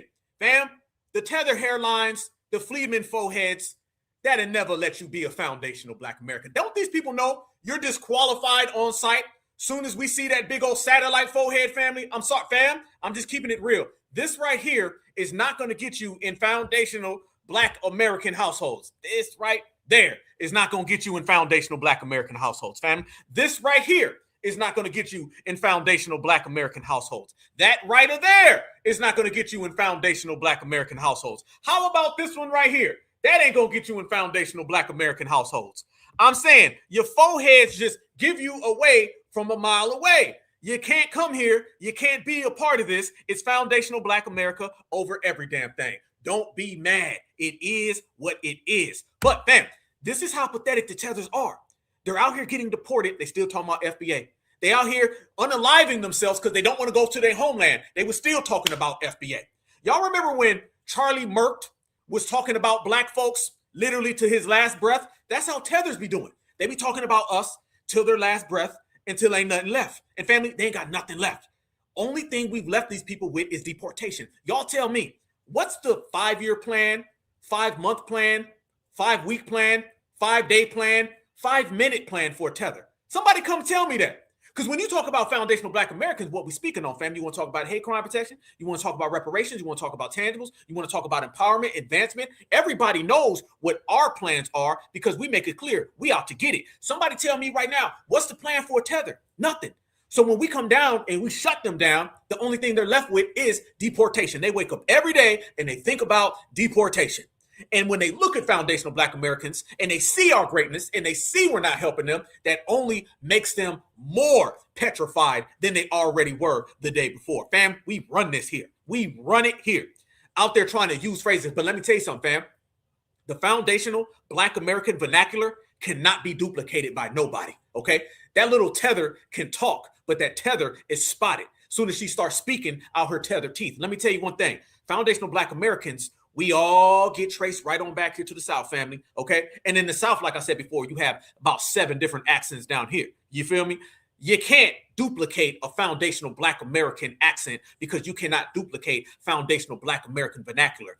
I had a conversation one time with a person, and we broke down how the foundational Black American accent is so exclusive to the United States of America that when they actually went around and they used slang and different phrases and they asked these questions to people throughout the world, everybody immediately identified the terminologies and the inflections were all from Black Americans. They took Chinese statements and Chinese words. People couldn't pinpoint where it came from. Okay. They went and spoke about Africa. People couldn't pinpoint where it came from. Even white folks in America, they couldn't pinpoint where it came from. But when it got to Black American vernacular, everybody immediately knew that it came from the United States, particularly the southern region. That is how airtight our lineage is, family. So when these people come over here and they try to talk and they try to speak and they try to act like FBA, they only fail on sight. In foundational Black Americans, we've been shutting them down on site every damn day. Let me show y'all exactly what I'm talking about and why we ain't out here saving them and we left them with nothing but deportation. Deportation, whooping that ass. Delineation, whooping that ass. And regulating is whooping that ass because, that's what regulating does. So with all these ass whoopings these folks is out here getting, fam, they're really, genuinely, truly left with a damn thing. Let me show y'all what I mean. This right here is going to be a prime example of how foundational Black Americans be checking these folks. Let me go on back to Mr. Godfrey. I want y'all to notice that when we pulled out this man's paperwork and his paperwork said shield, shield, shield, damn right, damn right, damn right. Y'all watch this. Yeah. So what were you saying, sir? Oh yeah, I just wanted to say real quick. That's what's up, man. Yeah, man. Listen, man, I just think that it's hard for us to stick together, but a lot of us do stick together. There's pockets of us sticking there. I don't think we're that damn divided, but there is a division, and there's a lot of name calling and dumb shit. When everybody knows what the deal is, it's like everybody has to unite. People are counting on us staying divided. That's because they know what would happen. Yeah. You will. I mean, listen. No, that's been done since colonization. They've been breaking Black unity is the biggest fear on this planet, because if it happens, it's a fucking wrap. It's a wrap. Yeah. I'm talking about all the way from Melanesia to the Polynesians. Stop! The Polynesians? Huh? Fam, y'all notice he going real. All lives matter. Here come the Democratic Shield. Somebody earlier in one of my comment sections said his name is Shield Free. That's what his name, that's his new name, fam. It's Godfrey or Shield Free. Black unity is only for Black Americans. But notice he starts throwing in Polynesians. What? On this planet, because if it happens, it's a fucking wrap. It's a wrap. Yeah. I'm talking about all the way from Melanesia to the Polynesians. If they accepted some of that shit too. Like just brown people in general. Yeah. Brown. If that comes together, it's over. Brown people. Look, fam, here you go. Here you go, Black Americans. Here comes the All Lives Matter. That's why we say F Godfrey, F Shield Free, F Milk Dud, F the 150 Horror Podcast as Tethers, Fleers, and the whole MFing crew. These ain't nothing but some Democrats trying to all lives matter everybody else, but you can't all lives matter the regulators because we regulate you. They know that. But talking about all the way from Melanesia to the Polynesians, if they accepted some of that shit too, like just brown people in general. Yeah. If that comes together, it's over. They know that. But they got everybody, all these foolish motherfuckers dogging and trying to be closer to their fucking colonizers. What are you going to do? I say it's a good job on the Europeans. I got to give them credit.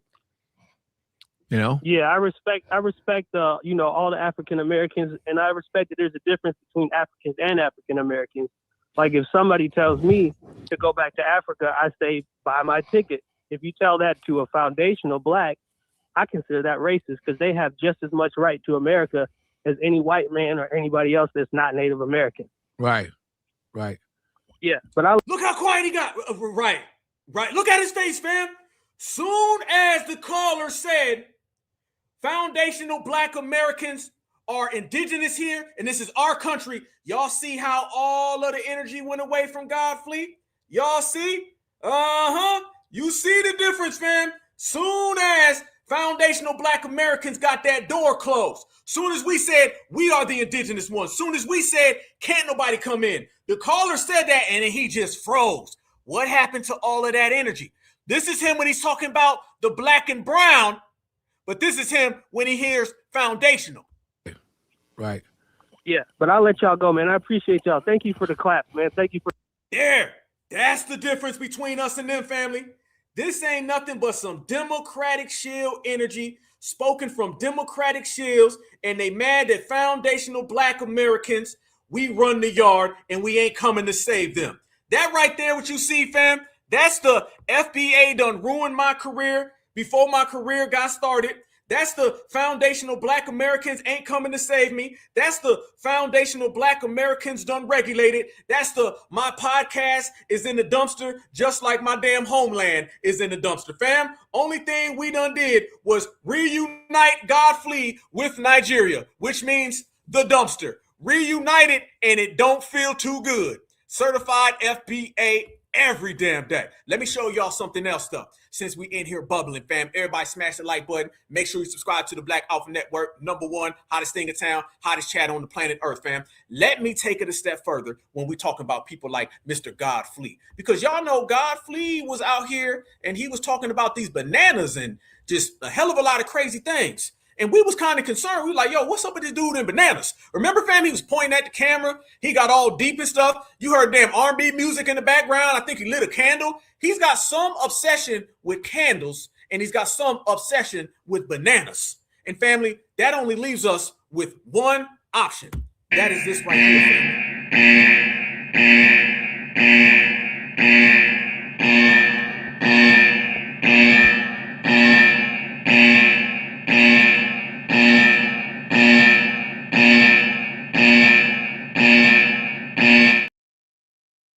Family, we done got an exclusive photo of Godfrey and his banana. And I can tell you right now, family, it's exactly what you thought it was. P-O-N-K. Tether, P-O-N-K, which is a billion times worse, family. This is what it was always about, fam. He wants to come to America so he can get next to Zaddy and get some Zaddy banana. That's what it is, fam. He wants a Zaddy banana. He always wanted Zaddy's banana. His daddy wanted Zaddy's banana. His mama wanted Zaddy's banana. And now he's on the 150 Horror podcast so he can whore it up for Zaddy's banana.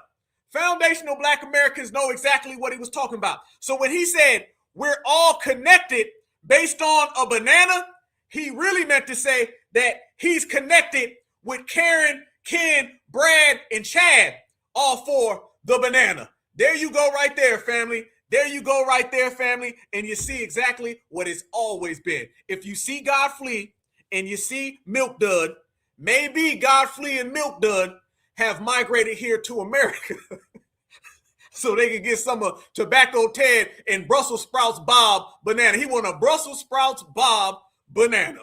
There you go, fam. So this ain't really about FBA, is it? Hell no. It's really about your obsession with Mr. Tobacco Banana. You want Bob's banana, okay? And you can stay out of FBA business in the meantime, in between time. Consider that shut down. There you go. Family, we ain't done. Look at this right here. If it doesn't get any worse than them tethers, y'all seen Joyless Reid was running around here, and Joyless Reid was talking all that talk about Africa, and she was saying how she's not voting, and she was saying how they're all on the same page. Family, let me show y'all Joyless Flea, how she's even further trying to steal foundational Black American talking points. And it's a damn shame. Problem is not so much her, it's the party. The Democratic Party is as married to this Israel over everything. Israel, no matter what. Israel, no matter what they do, no matter how many people they kill. The Democrats are as married to that as the Republicans. And so it would take a really strong Democrat. It would take a Mamdani style event to get a Democrat to say that they weren't getting down with that. But to me, I, going forward, cannot vote for a Democrat who does not pledge to end this relationship. This relationship needs to end. There's a nuclear armed expansionist power. They don't need our money, and they definitely won't get my vote. What? Uh-oh. Does not pledge to end this relationship. This relationship needs to end. There's a nuclear armed expansionist power. They don't need our money, and they definitely won't get my vote. And they definitely won't get my vote. And you get my vote for a tethered Democratic shield. Why they talking like us now, fam? Why they talking like us now, family? You see what we talking about? Now these folks is talking like us. But y'all, if you thought it was one thing that foundational Black Americans got tethers fighting their own parents, that ain't the only thing that's going on, fam. Now the Democratic shields are fighting each other. Yes, the hell they are. They're very upset with Joyless.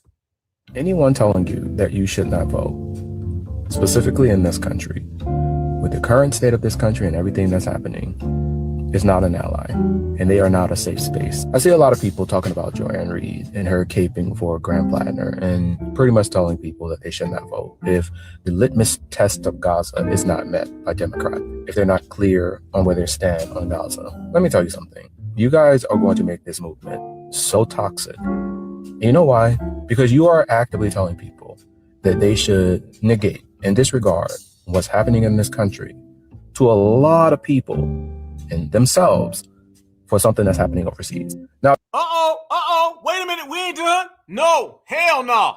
They're still crashing out. Y'all know damn well a shield is gonna run their damn mouth every single time you see them. But family, now Roland Martin's shields are mad at Joyless. Greetings, upstanders. Dr. O here, and I found myself very disappointed with the comments Joyanne Reid made talking about, should give people, permission to stay home in Maine if they don't get a candidate who's basically just like Plattner in terms of the values. That's really problematic. I mean, sure, I talk about the importance of voting and everything, but I feel like it's kind of arrogant to talk about, you have my permission to go and sit out an election. I think that's not cool. And she's already mentioned in her interview with Coates, who, another criteria about why she won't vote. And, I feel like it should have been more condemnation about Grand Platinum and who he is and what he is credibly alleged of doing. We can't have a double standard as relates to sexual assault. And for those who talk about, him being a super progressive, he wasn't all or nothing as relates to all of the things that so-called progressives wants. For example, when asked on Morning Joe if he was going to be vote against gun control, he said he's not down with gun control legislation. Anyone in this watching this have to deal with school shootings or violence in our communities? You would think that that's a progressive issue. So even with these so-called progressives, it was never an all or nothing thing because Platinum never gave you all or nothing. The other challenge I have with what Joy said was that she said that, let the Democrats sometimes need to lose and let them be stuck with Susan Collins if they don't come off correct. The fact of the matter is that Chuck Schumer and those guys, they don't lose if Susan Collins stays in office. We do. The community loses. Black and brown community loses. Votes for ICE loses. Votes for potential speakers. No, the Democrats lose. The Democratic plantation loses. Fam, look at the dysfunction, Black Americans. Black Americans, look at the dysfunction, y'all. You mean to tell me Joyless Flea and Roland Martin's flunkies are fighting? That can only be because of FBA. The only thing on the planet that can make that happen is foundational Black Americans. Oh, they mad right now. Look at him. He mad at Joyless. Supreme Court justices like Kavanaugh in the future lose. Votes for healthcare. People who have to deal with potential healthcare or Obamacare extensions, we're the ones who lose. People who have to deal with the voting rights, John Lewis voting rights, that we're trying to get passed as compared to the SAFE Act, we are the ones who are going to lose. Chuck and all of those guys, they are comfortable. They got theirs. So this idea that sometimes Democrats need to learn a lesson, we're the ones who need to be learning the lesson right now. People not learning the lesson, but Trump 2.0 and what's happening right now. And everybody's talking about, we need to fight for Gaza. Well, you can fight for Gaza better when you have healthcare. You can fight for Gaza better when you have a job, when you're able to actually drive to the rally. Like these. Look how mad he is. Look how mad he is. We can fight for Gaza. We can fight for this. We can fight for this. You ain't got no fight left in you because FBA done ruined you. Fam, the Democratic plantation got a lot of dysfunction. Fam, is it the dysfunctional diaspora and the dysfunctional Democratic plantation, it sounds like everybody's dysfunctional if they come against FBA. We winning, y'all. Establishment Democrats are not the ones who are going to get stuck with Susan Collins if they don't get the quote unquote right candidate in Maine. We are. And some of these people online, it just sounds like they're already comfortable. They're going to get theirs no matter who wins or loses. And the words that are coming out of their mouths is very problematic as it relates to what we need right now. Yes, I don't have to say here again that AIPAC is a problem and we need to get rid of them, but it's not that simple. And to just say that voting for somebody who gets AIPAC support is voting for blue no matter who, that is very simplistic. And if many of these guys were around in the 60s to help us get the Voting Rights Act and other things, we wouldn't have it because those folks would have stayed home then too. Let me know what you think. Damn, I don't know what the hell he said, but all I know is Skittles and Starburst was flying all over the damn place, fam. When that man is losing his Skittles, you know something's going on. You know something's going on. Skittles was flying everywhere, weren't they? Yeah, he was real mad. They all mad, and they should be. See, fam, this is the result of everything that we're doing. I got to tell everybody, y'all, it's really because foundational Black Americans are shutting these people down. The blackout is why these people are crashing out.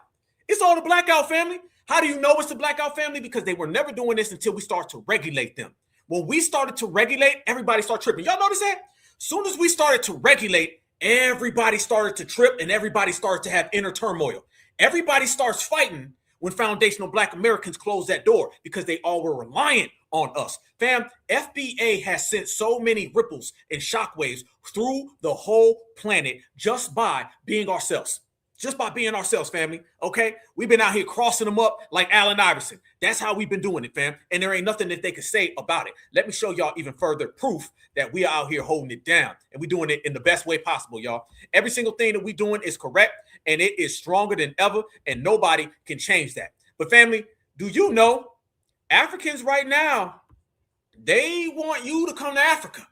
There's an African man who said that he's inviting you guys. So, fam, all of the turmoil, all the feuding, all the fighting, all of the bamboo sticks, all the spears, because they chucking spears at each other.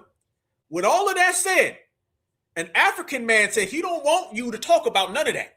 He said he wants you, Black Americans, to come on over to Africa. He's got a spot for you. Watch this invitation from an African man who's telling Black Americans, come home, brother. Just to say that I think part of what we really want to achieve here is to really encourage you to become part of what is happening on the continent, because it's happening anyway. Whether you decide to become part of it or not, it's already happening. And people from other parts of the world are beneficiaries of all the opportunities that are actually happening on the continent at the moment. We want you, not just us as doing business in Africa. I must tell you that communities, governments, the continent-wide organization, which is called the AU as a whole, is putting in place a whole structure and system and platform and teams to actually attract our African-American, African diaspora brothers and sisters to actually become part of what is happening here. Just to say that I think part of what we really want to achieve here is to really encourage you to, just to say that I think y'all gonna take him up on his offer? Y'all better answer that man. Come on, Black Americans, speak now. Y'all gonna take him up on his offer? He said he loves you, brother. He said he want you to come home, brother. He said, don't worry about the feuding. Don't worry about the famine. Don't worry about the colonizer. You can come home, brother. You got a spot right in his bedroom. He said, right next to me and the cheetah. I will make room for you if you come home, brother.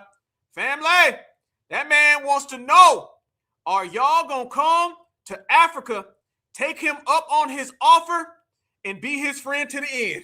That's what he's wanting to know, y'all. Y'all go. Let me leave y'all Black Americans alone, for y'all end up saying some stuff that's going to make that man do something to himself like the other guy did. Let me stop. Y'all is over there going all the way in. Y'all destroying that man in the chat. Y'all going crazy in the chat right now, man. Shout out to y'all. Boy, y'all, I'll be telling people all the time. I said, listen, you better worry about the regulators. The regulators is going to get you, fam. I'll be trying to tell that to everybody. They be mad, too. They be mad. They be like, Black Alpha's chat. They always talking.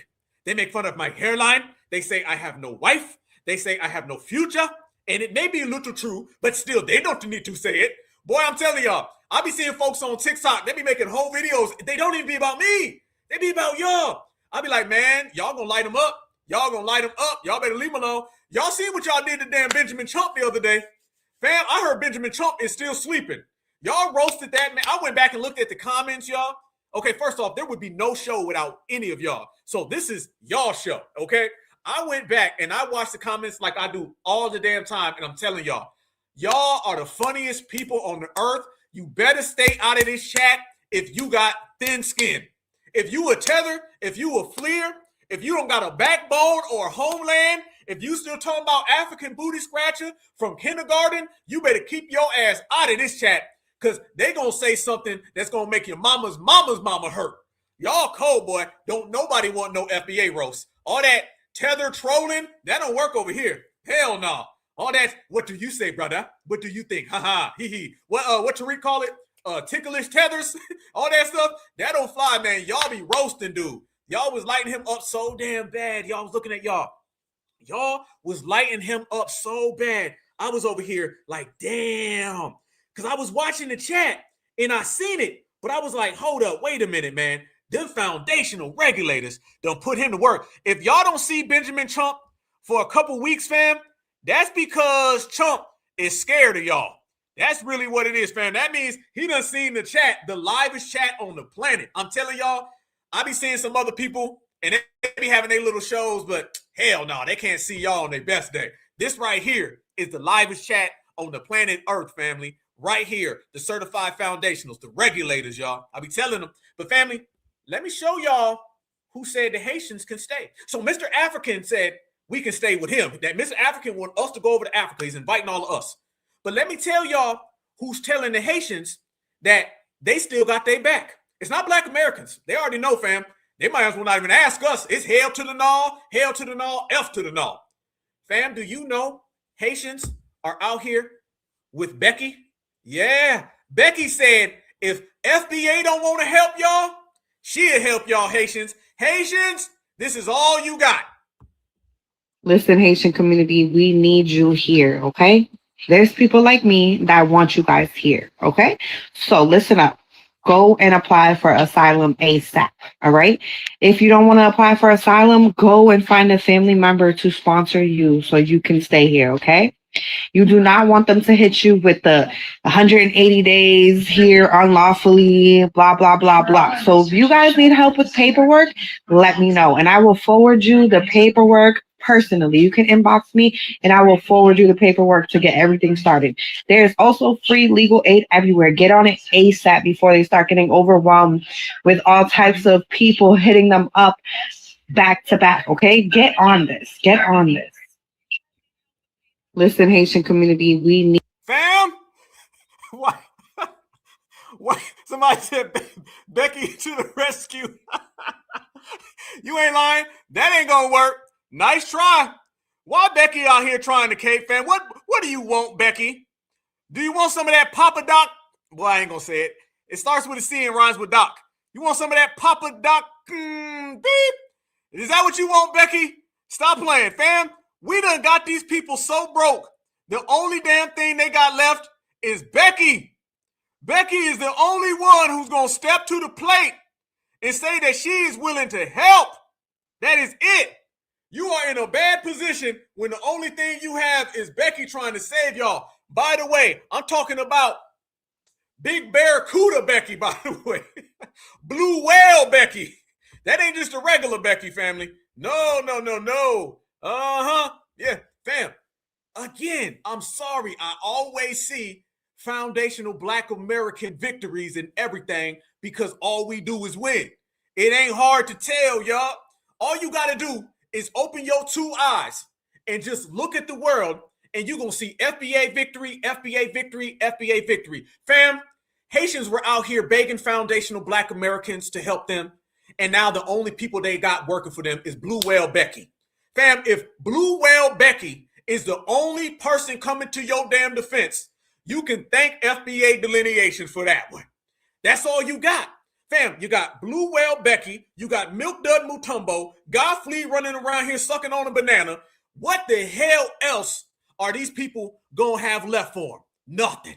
FBA done stripped it all away because FBA done showed up and done showed the hell out. This is the energy that we got, fam.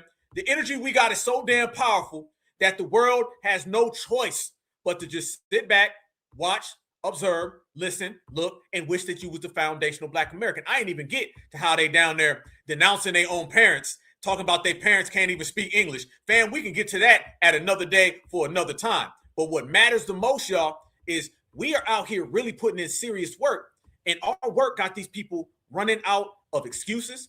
They ain't got no more alibis. They ain't got no more justifications. They can't come up with anything. They searching, they looking around. They like, damn, foundational Black Americans got the block covered. We got the block sold up. That's exactly how it's always been.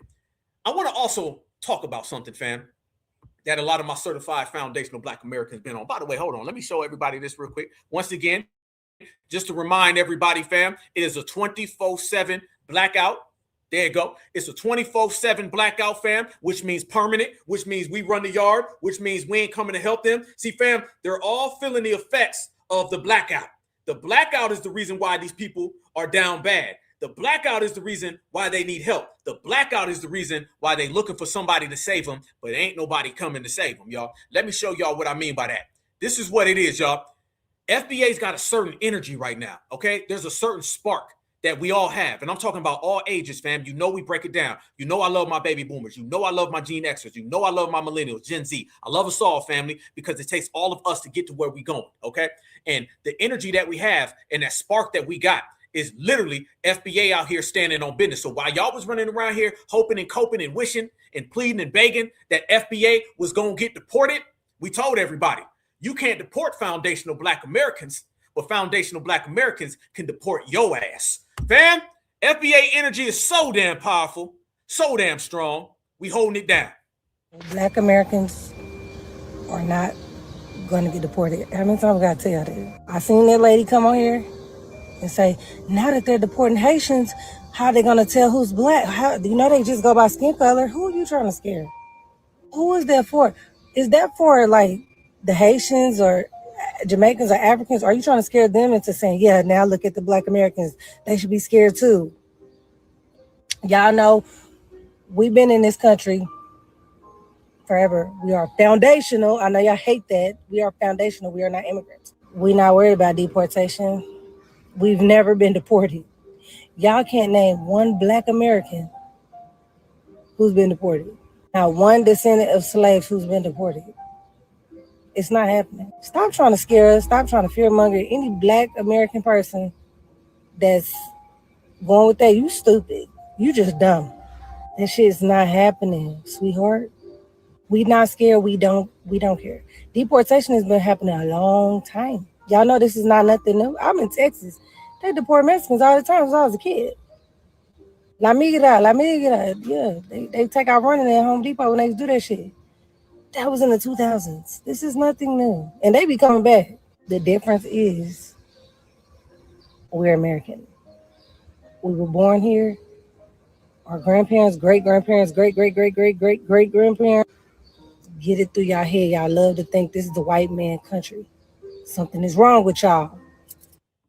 Family, how long they been deporting people? It ain't nothing new. It's been this way. Now everybody's starting to see that it's been this way. So why they trying to get foundational Black Americans to give it up? Why they trying to get foundational Black Americans to give it up, family? FBA been here.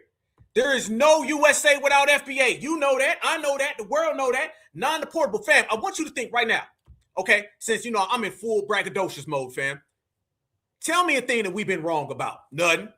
Tell me everything we've been right about. How much time you got, fam? We were saying team non-deportable. Boom. We was telling everybody we built this. Now they saying it. We was telling everybody it's all about reparations, cash payments, cut the check, show respect. We've been telling everybody all of this, and everything has been proven. See, we're the people who say things and they come true because they was true when we said it. It ain't our fault that it took your ass 3 years to get it. It ain't our fault you didn't want to hear it. It ain't our fault that you're so anti-foundational. It's a hard pill to swallow to see foundational Black Americans winning and seeing foundational Black Americans up right now. But you got to watch it, fam. Rejoice in it. Rejoice in the fact that everybody who's ever hated on you, everybody who's had a little iota of hatred towards foundationals. They suffering right now because they watching FBA function on a different level. Fam, this right here that we got going on, this is the most prominent, most potent, most powerful era ever in foundational Black American history, which means it's the most powerful in American history because this all belongs to us. This all belongs to us. And fam, one of the things that Black Americans been doing since our game is tight, fam, and we are on code, we've been looking at some of these situations going on out there, and we've been saying, nah, we're not going to give it our energy. Remember that, y'all. Not giving people our energy has been the power source that we all have. Not giving people our energy has been the power source that we all got. What do I mean by that?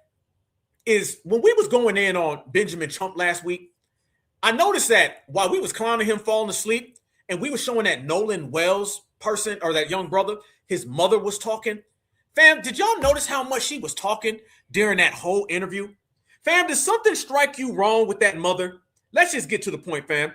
Does something strike you wrong with that mother of Nolan Wells, y'all? Does the father strike you as kind of off too, y'all? I'm asking my foundational Black Americans because I'm seeing more and more brothers and sisters say they about done with that situation. If people want to have Ben Trump or Crump fall asleep on them, and if these people want to cry foul and every which thing, fam, then FBA is just going to have to fall back. We've been seeing a lot of strange things going on with that family. And a lot of Black Americans are out here and they saying, yeah, I'm done. Fam, I noticed that in that damn interview, fam, she was talking about her family and she was talking about growing up. She looked like she was going into business for herself. She looked like the camera was flashing. She looked like she liked the spotlight a little too much. And a lot of Black Americans was kind of looking at that situation saying, something's off with her. First off, a lot of Black folks is questioning her, like, is you really Black? Well, how much Black is really in you? A lot of Black Americans is looking at that father and saying, you a little African in your dog, okay? Fam, let me show you something that came across my timeline. Shout out to my sister Natural, because I sent this to Natural, and Natural was like, yep, this woman's weird. Fam, that woman's weird, okay? And remember, y'all, you got to be careful about giving people your energy, because what happens is that you give your energy to these people, and then they turn around and start talking about all lives matter. She'll end up start talking about the Jackie Chan community here in about 2 weeks. Let me show y'all what I said came across my timeline, and it's a very strange collage. And y'all tell me, are y'all getting weird op vibes from the mom too? Watch this right here, family. Very strange energy. So I did the no part curls today. I don't even know. I don't know what to do. Let's finish getting ready for today. I'm going to be using the L'Oreal True Match Nude again. I enjoyed wearing this yesterday, so I'm going to try it again today. The only complaint I have, going to give this girl a 9 out of 10. Wears really nicely. Good morning, Boo Bears. Happy Wednesday. It's my procedure day, so let's get the day started. Hey, Boo Bears. Let's talk about anti-aging. I want to take a moment to say thank you so much, L'Oreal Paris, for sending me over these two goodies right here. Skin is clean and bright. OOTD of the day. Guys, it is so hot outside. I'll be your home model. Don't need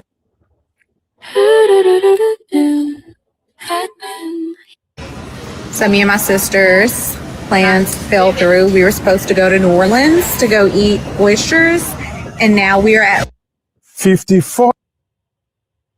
Fam, she's a full damn streamer.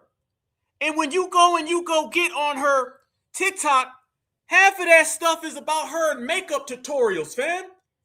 I'm sorry, y'all. Yeah, your spider senses was off a little bit too, huh?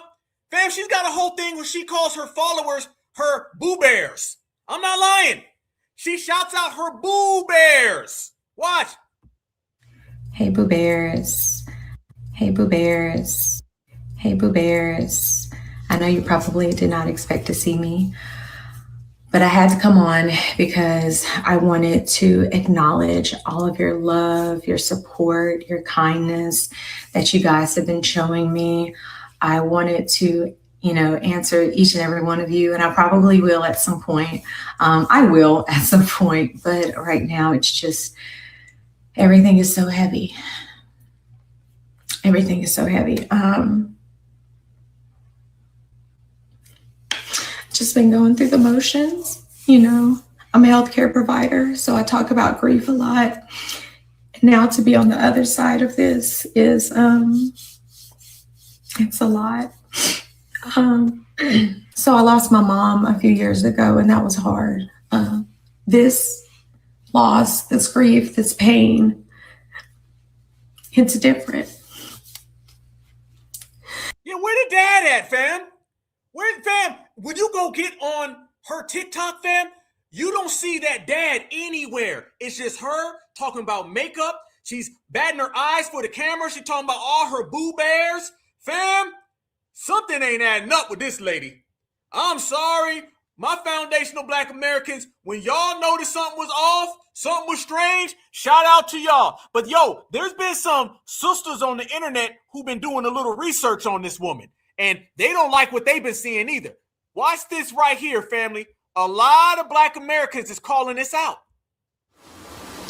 I don't want to come off insensitive, but I do want to speak what I feel needs to be spoken about the Nolan Xavier Wells case. May he rest in peace. But I know what my people look like. His mother is not a Black American woman. At best, she may be a person of color. And so, like I said, I'm not trying to be insensitive, but this is not one of ours. You know, I looked online and I'm not seeing, like I specifically Googled his grandparents and nothing's coming up, and it doesn't ring true because we know if something like this happens, you're going to see grandma, auntie, grandpa, uncle, all of the family around them. And because I'm not seeing that, I'm not going to give this too much of my energy. And I don't think you should either. May he rest in peace. The conversations that we have to have with our all fully Black children, it's not the conversations that POC mothers have with their children. And it's evident from this story.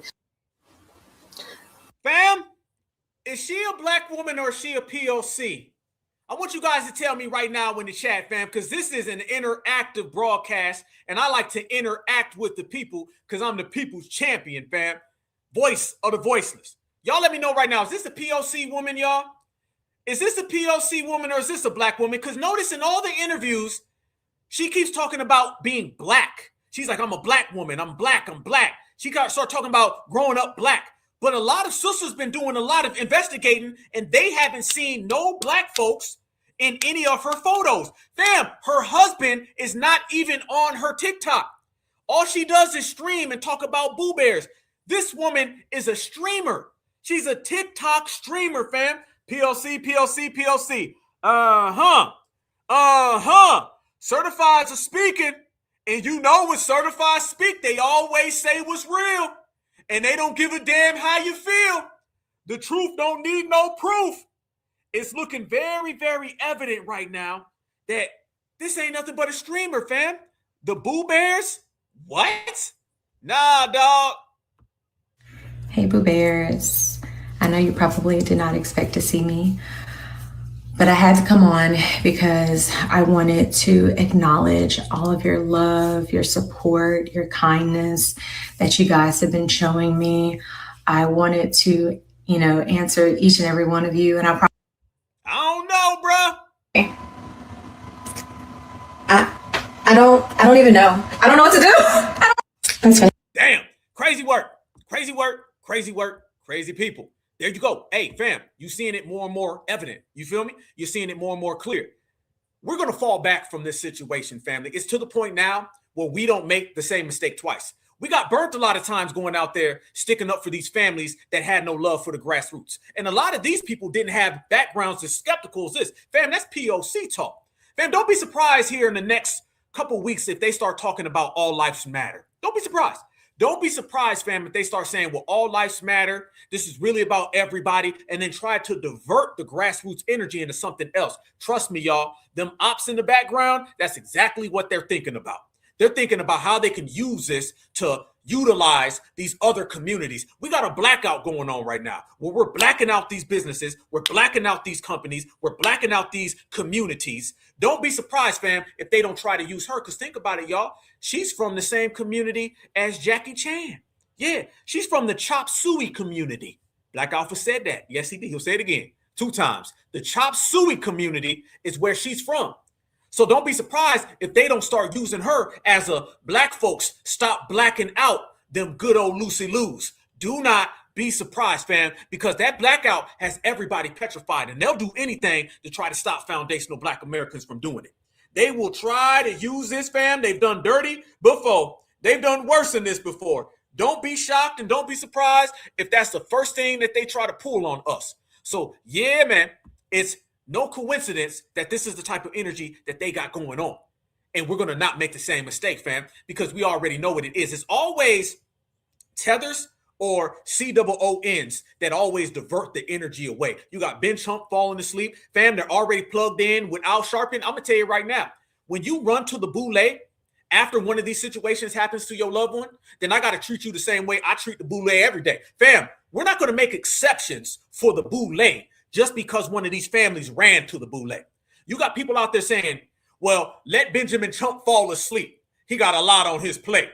Let Al Sharpton fall asleep. He got a lot on his plate. Well, first off, if Al Sharpton falls asleep, it's because he's probably about 5,000 years old. That's number one. But number two is, hell no. If it's F the boule today, it's F the boule tomorrow. See, the boule gets no passes and no excuses from foundationals. That's something that we don't give and we don't grant it to them, y'all.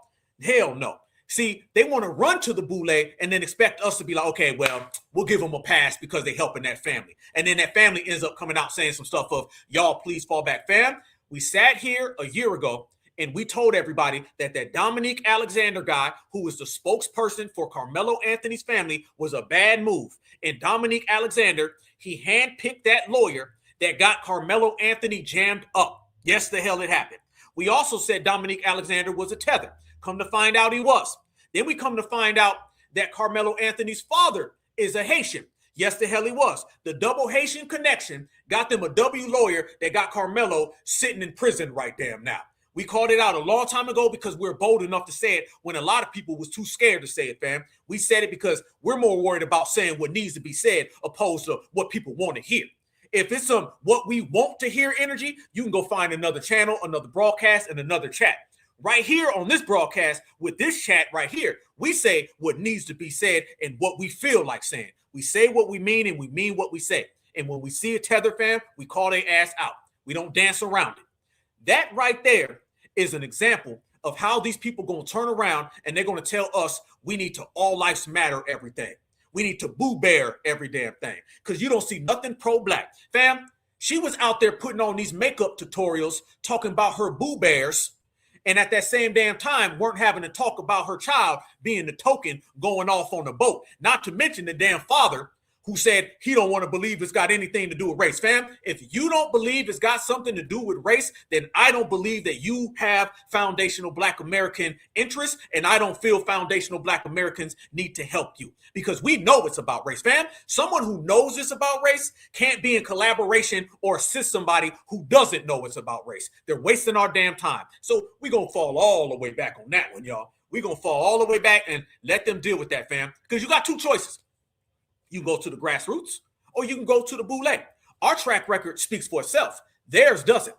So if that's what these people want to run to, that's what they're going to run to, fam. And I noticed in that interview that we was playing last week, fam, she went on this whole spiel. While you sitting there and you hearing Benjamin Crump, while you watching him fall asleep, I didn't even catch it until later. Y'all was catching it though, because y'all say some stuff that I don't be catching. Y'all was like, man, listen to how much the mom is talking. You hear she keeps talking, she keeps talking, she keeps talking.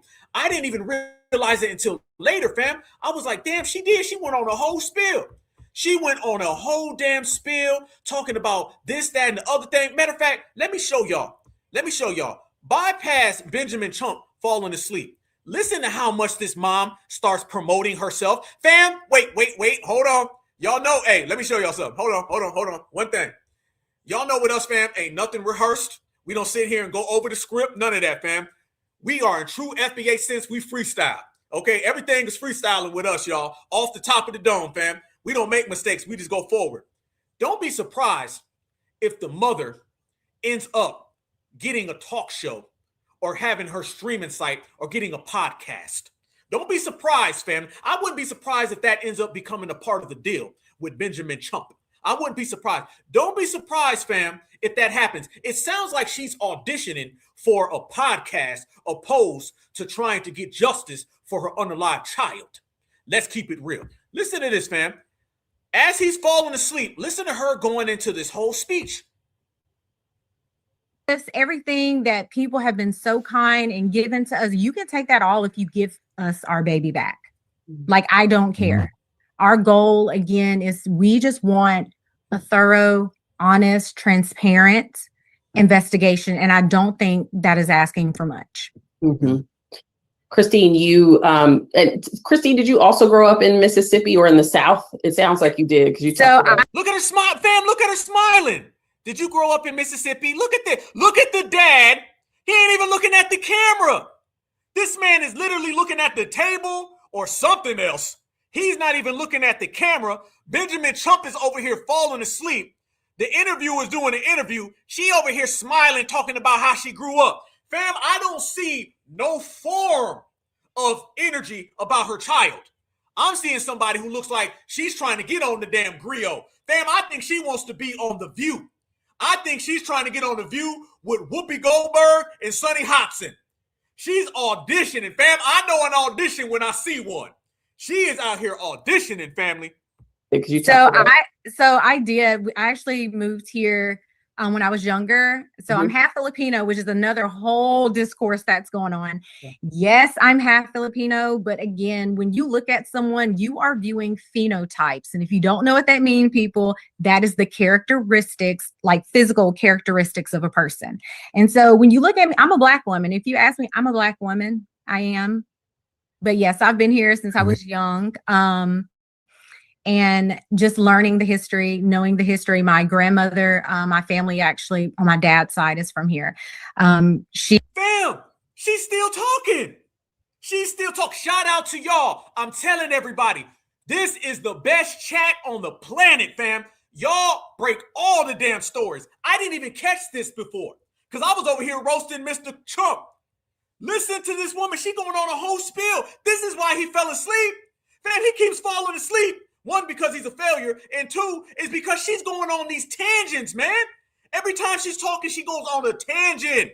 She's talking about, I grew up here. Hi, Boo Bears. I got makeup for sale. You can check me out on TikTok.com. She's not even talking about her son. Fam, I've never seen an interview about an unalive family member where the mother is interviewing herself. She's not even talking about Nolan. She's not even mentioning him. She's skipping over him completely. She's in a whole interview about herself, y'all. She's promoting her own brand. She had a white father and, her mother was mixed. So getting these teachings, and she grew up around that time of segregation. So getting these teachings, she would always tell us like, hey, this, and this. And so that just really stuck with me because I knew when I got to a point where I was blessed with children, I would need to tell them about these things. They would need to be. Fam, what the hell was that? And by the way, I got lost. Can y'all help me out a little bit? Wait a minute. I need to see y'all face. Hold on. We're gonna get right on back to Miss Boo Bear. Hold on 1 second. I got lost in all that babbling, y'all. I lost the components of her racially. Because I heard her say she was a Black woman, which I believe that they're telling her, fam, let's go there. Fam, let's go there. In their household, she didn't tell nobody she was a Black woman.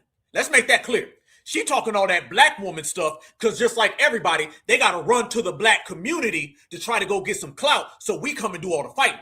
I promise you, she never said that she was a Black woman behind closed doors when they all went at the dinner table. When her husband, who don't see race, and then her son, who was a token, and she was claiming to be an agent. She was never talking about, no, I'm Black. She's talking that I'm Black. So fam, everybody gets real Black when they need Black Americans to come and help them, don't they? Don't they, fam? Look at the tethers right now. I didn't know I was Black till I got to America. Soon as they get here and they're getting deported, we all Black, brother. Everybody gets ultra Black whenever they need Black Americans to help them. And now that Black Americans are saying, you wasn't Black yesterday, Black don't want you. See, now everybody's mad that we don't close the door on Blackness. We didn't close the door on Blackness just because these people told us they weren't Black. They told us that they weren't us. So now we are telling them, get the hell up out of here. That mom never, ever identified as a black woman. Y'all let me know what those components were. Because she said she's a black woman, but half Filipino and her mom was mixed with white. I lost it, fam. She gave the whole United Nations. In between all of that babbling, y'all tell me, what did y'all hear? I'm looking at the chat right now. I'm looking at the chat. Y'all tell me what she said, because all I know, she talking about phenotypes. I don't know what the hell she was talking about. I didn't hear her son, though. I didn't hear nothing about your boy. So I'm half Filipino, which is another whole discourse that's going on. Yes, I'm half Filipino, but again, when you look at someone, you are viewing phenotypes. And if you don't know what that means, people, that is the characteristics, like physical characteristics of a person. And so when you look at me, I'm a black woman. If you ask me, I'm a black woman. I am. But yes, I've been here since I was young. Oh, she froze. I'm a black woman. If you ask me, fam, do I got to ask you if you're a black American? Certifies in the chat right now. Did y'all catch how she said, if you ask me, I'm a black woman? And then she kind of froze. She kind of froze too, didn't she, fam? She been talking 100 miles an hour the whole time. Soon as she said, she like, blah, blah, blah, blah, I'm a Filipino, I'm this, that, and the other thing. If you ask me, I'm a black woman. 5, 4, 3, 2, 1. Oh, and then yeah, Boo Bears. I don't know, dog. And so when you look at me, I'm a black woman. If you ask me, I'm a black woman. I am. But yes, I've been here since I was young. And just learning the history, knowing the history. My grandmother, my family actually on my dad's side is from here. She had a white father, and her mother was mixed. So getting these teachings, and she grew up around that time of segregation. So getting these teachings, she would always tell us like, hey, this, and this. And so that just really stuck with me, because I knew when I got to a point where I was blessed with children, I would need to tell them about these things. They would need to be. Nah, hell nah. Yeah, I think we've came to our conclusion and our determination, foundational black Americans. That right there, that's a POC. That's a straight up POC, fam. Ain't nothing black about you. Okay, fam, think about this though. If you just judge this off the scope of blackness, what have you heard that shows us that these people are really definitive and strong on blackness? Nothing. You're not even talking about your black son. The father said he doesn't believe black has anything to do with it. And you just gave us some whole roundabout about being black but not being black and mix. I heard mix, I heard Filipino. I ain't heard nothing about black. When she did bring up black, she said, if you ask me. Ain't no ifs, woulds, shoulds, or coulds about blackness. That's one thing about blackness, fam, when you deal with foundational black Americans. There's no question marks on us when we speak about blackness. Everything is definitive. If somebody comes in here and they gave us a shaky version of black, okay, something that's very loose and frail, your ass ain't black, get the hell away from us. And we just gonna make that clear, okay? This is why we're falling back, because these people will end up being Democrats in a few years, fam. Don't be surprised. Don't be surprised, fam, especially when she's coming from that particular community that's getting checked right now from our community. So do you see how it all plays? It all plays in our role, fam, because foundational black Americans, we're analyzing it and we're not making that mistake. It's over with. The days of us putting our neck on the line for people who don't even put their neck on the line for their own family, you're only going to get as much energy for your family member as you give to your family member. And going to the boule ain't one of them, okay? Saying you think if you ask if you black, that ain't one of them. Going to Jim, whoever the hell, you can pull up on Democrat 1, 2, 3, 4, 5, any of the Democrats that you see. None of that stuff is suitable enough for foundational black Americans. Nah, it ain't working that way, family. We're going to stand over here. We're going to stand on business, and we're going to let the whole damn world know that if you ain't one of us, you can't come around us, and we ain't helping you. See, our services are no longer to be rendered. Let's go there, family. If we want to really break it down the real way, FBA services are not going to be rendered to just any old person who pulls up. Them days are over with. See, back in the old days, people would end up getting benefits and luxuries based upon just showing up. They would just show up and say, hey, I'm down. And people would say, oh, come on in. Them days is done. We're not rendering our services to anybody. Everybody's finding out the hard way. And now everybody has to just sit back and watch that foundational black Americans are doing our thing the way we want to do it. And we're teaching everybody a lesson in the process. Everybody's getting taught a code lesson. And that's exactly how it's supposed to be. And there's no emotions. Fam, that's the difference between this era and every other era. This is an emotionless era where we're not sitting there and saying, well, I have to do this. Why? Just because. I have to do this. Why? Because I want to be a good person. You're a good person if you take care of your lineage. See, now we got our priorities in order, and we understand that our greatness comes from within. Our greatness comes from holding each other down, not holding down anybody else. Foundational Black Americans, we done cut off that FBA EBT card. You ain't getting that FBA EBT card no more. Ain't no SNAP benefits, nothing. You ain't getting a damn thing from foundationals. And to the Chop Suey community that was running around here being very disrespectful to foundational Black Americans, oh, they still out there hurting right now, fam. They still out there hurting right now. They still out there begging right now. And they still out here wishing that foundational Black Americans have a change of heart. FBA, I'm asking you right now, have you changed your mind? Have you changed your mind about this Blackout foundationals? Or are you still on it? Are you still suited and booted? Are you still out here in the trenches? Or if you're still holding it down, y'all, then you know I'm rocking with you. And let me tell y'all something. The energy from Black America right now is unapologetic. Let me see y'all face real quick before I go to this one, fam. Let's make this crystal clear. When it comes to this 24/7 permanent blackout, the energy from foundational Black Americans is unapologetic. Unapologetic.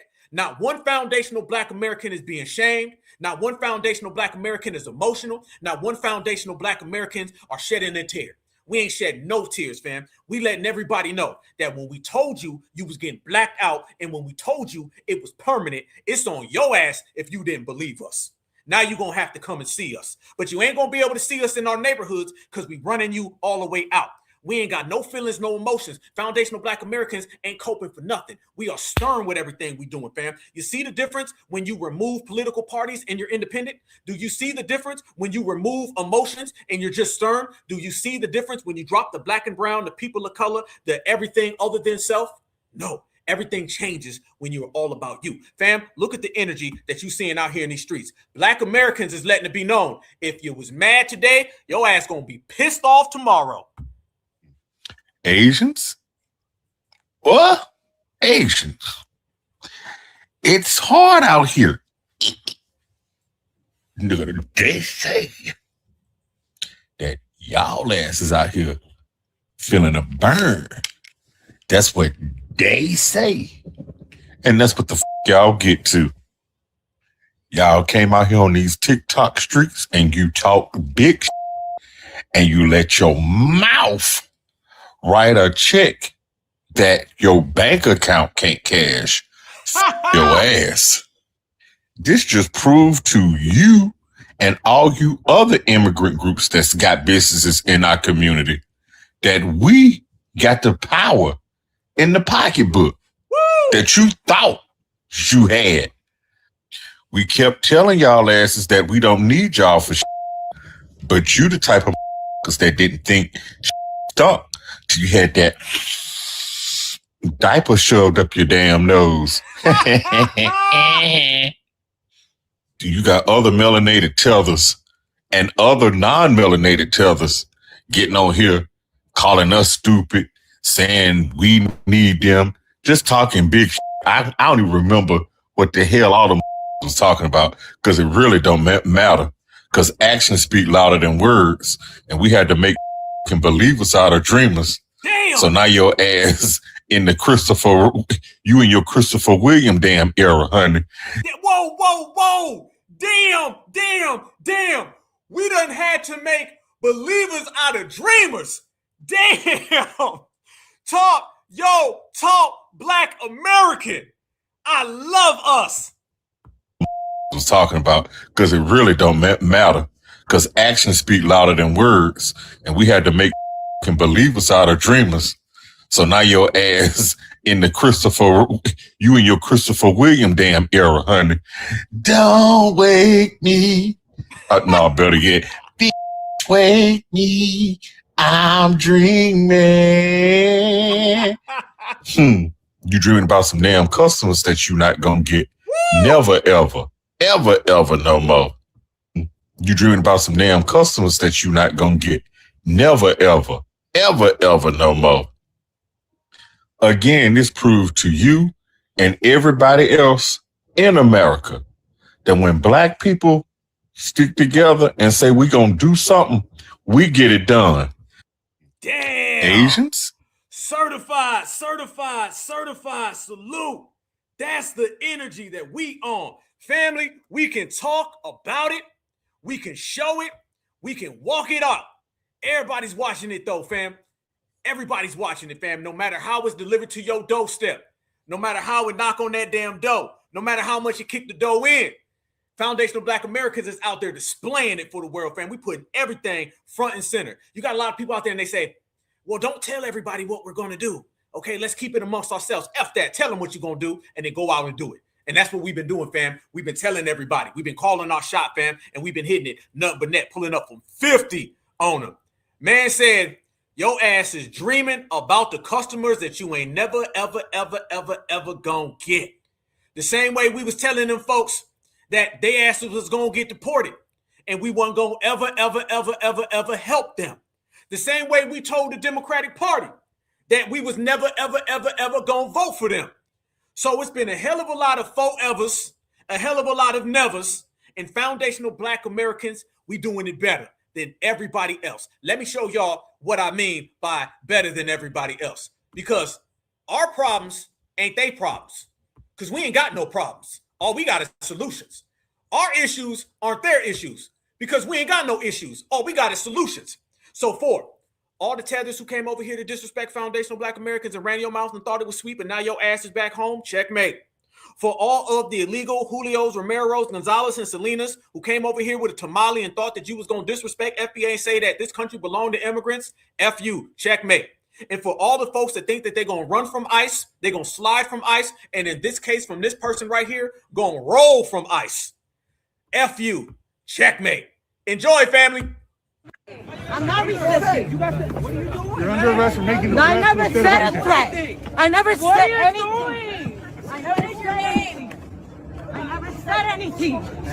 You got her, man. Hey.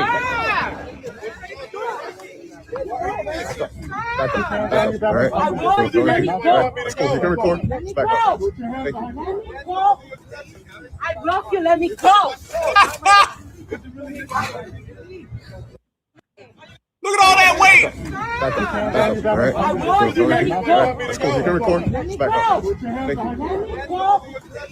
I love you. Let me go. Look at all that. Look at all that right there, family. Look at that. That's what that earth was shaking for. I'm not resisting. What are you doing? You're under arrest for making No, I never said a threat. I never said anything. I never said anything. I never said anything. You got her, man. Hey.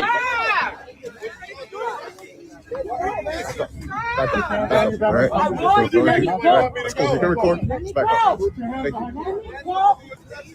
I love you. Let me go.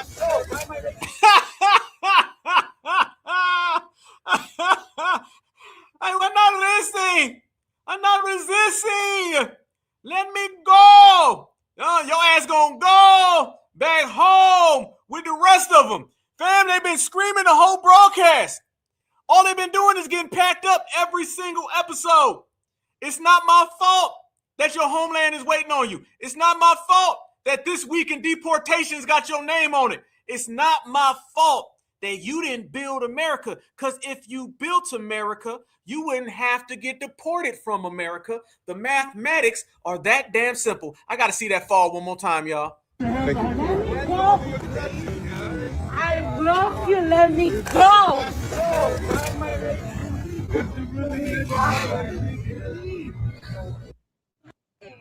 I'm not resisting. Damn.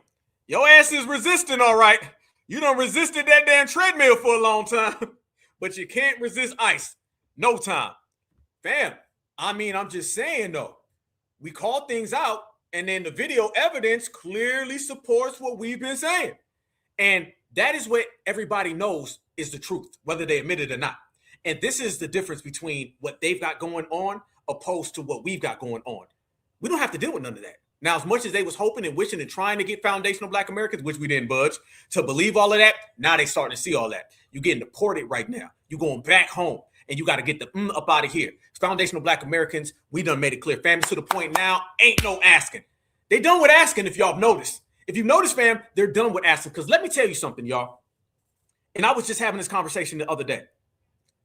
Shall the future Foundational Black American children always remember people who came over here and wanted to side with the enemy against us. People who came over here and had the spies against us. We built this country. We've always minded our own business. We ain't never bothered nobody. We've always done what we needed to do.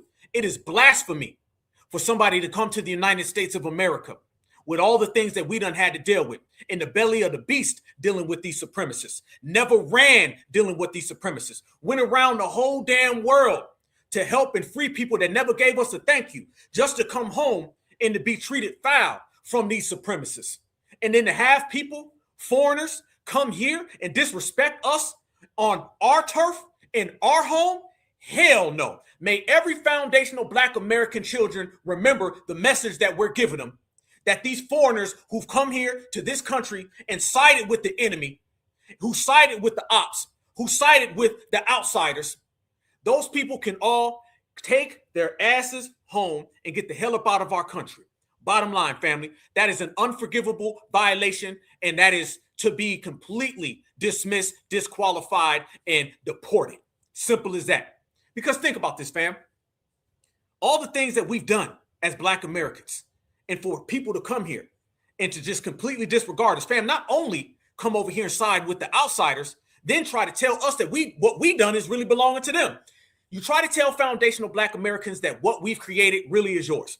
You undercut foundational Black Americans and accept the handouts every time. You have anti-foundational Black American slurs that you only say to us. You bend over backwards to kiss the W's ass every single time he shows up. That will never be forgiven. That'll never be forgotten. And foundational Black American regulating is only going to get worse. If you don't like the delineators now, you really gonna hate the ones of tomorrow. Hell to the air. It's unforgivable for you to come to my home and disrespect me. It's unforgivable for you to come over here and undercut me. It's unforgivable for you to come over here while Black folks thought you was going to be assistants, that really what you were resistance. That's an unforgivable, treasonous, betrayal, blasphemous act. And it will be treated as such, and you will be punished through regulating, through delineating, through separating, and you can get your ass up out of here. And there ain't going to be no shaming, there ain't going to be no pleading, and no begging, and no praying that's going to make us change our minds. Our minds are made up. And my mind is made up that I'm calling ICE, and I'm watching your ass go, and you can get the hell up out my damn country, because I'm foundational Black American, and I said so. You know that. Fam, I'm going to show y'all this right here, and this goes for all the people who got something to say about FBA, because FBA is in the place. Family, this is the most powerful time that we've ever lived in. This is the most powerful era that we've ever had.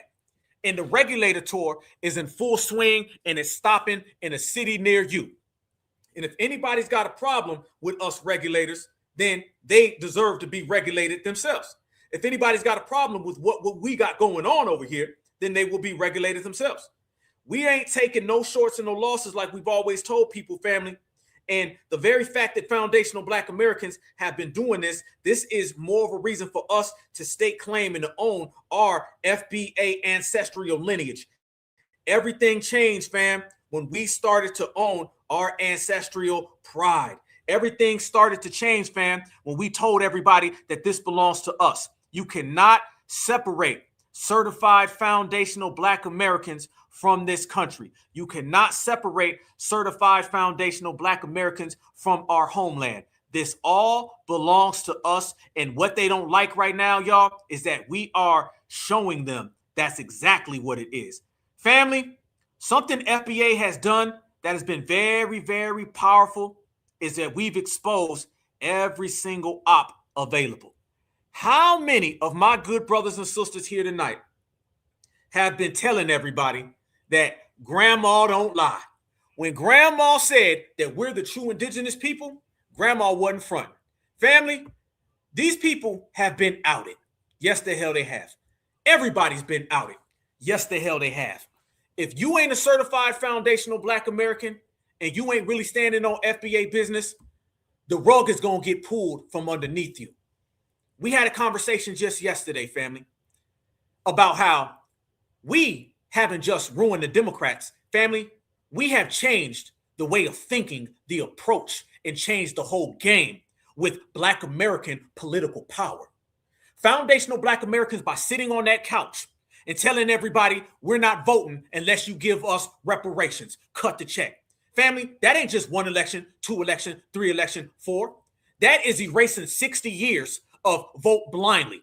Family, by sitting on the couch, and I mean all of you guys because you all played a role in it. The couch has won. The couch won the election, and the couch is winning now because everybody's out here trying to say the same damn thing. When the Democratic shields, the worst of the worst Democratic shields, are out here saying it, that means we won. Fam, you changed the way politics will always function in America. The foundational Black American now is the strongest foundational Black American, the thoroughbred, the certified. No longer will we ever vote blindly. No longer will we ever vote blue no matter who, vote red no matter who. What we've done by demanding tangibles in this generation, in this era, we've made it clear now that the future of foundational Black American politics will be ran by foundational Black Americans solely and exclusively, independently. So when the next generation and the next generation and the next generation shows up, they're going to say, we're going to do the same thing they doing, cut the check. We're going to do the same thing they're doing. Cut the check. You better run my money. Fam, I want everybody to understand the value of the victories in which we've created. Don't for 1 second, not 1 second, think that what you've done is something small. Don't think for 1 second that you just done something that's going to disappear in 3 years. Fam, you have changed America. You've changed the fabric of this country. Your DNA is all through the United States of America anyway. But we have turned the game inside out. We threw a wrench in the game. We have changed history. Fam, right now, Certified Black Society, FBA, we are history makers. We have made history. We have changed the political structure of America. The undercast system, the bottom, the people at the lowest of the economic totem pole have flipped the game up. So the last is first and the first is last. Do you see what we've done, y'all? And the main thing that we've done by doing that is by standing with each other. So as we change this system, and our victory will prevail forever. I'm telling everybody, this legendary shit right now, y'all, we doing. We're on the legendary run. I told my sister Natty, I told you what, 2-3 months ago, sister, I said, I'm about to go on a generational run they'll remember forever. I had a brother in the chat told me that one time too. Certified salute to you. But we're all on it. We're all on a generational run, y'all. I don't know if people realize what we're doing. We have state claim to our indigenous, to our native, to our aboriginal, to our foundational culture. We've taken this country. We snatched that flag back. We done took everything and put that FBA flag in it. So by doing that, y'all, people are crashing out, they're melting down, and they're disappearing. So by us changing the way we vote, by the way we think, by the way we move, people are disappearing and dropping like flies. One of those people who are disappearing and dropping like flies is them damn Mr. $2 Tontos. Grandma said that we're the indigenous people, and Grandma won. Now, family, all of them folks that was running around here talking about they're the indigenous people, Tether Geddon done showed up and showed them that your ass just a Siberian acting like an FBA.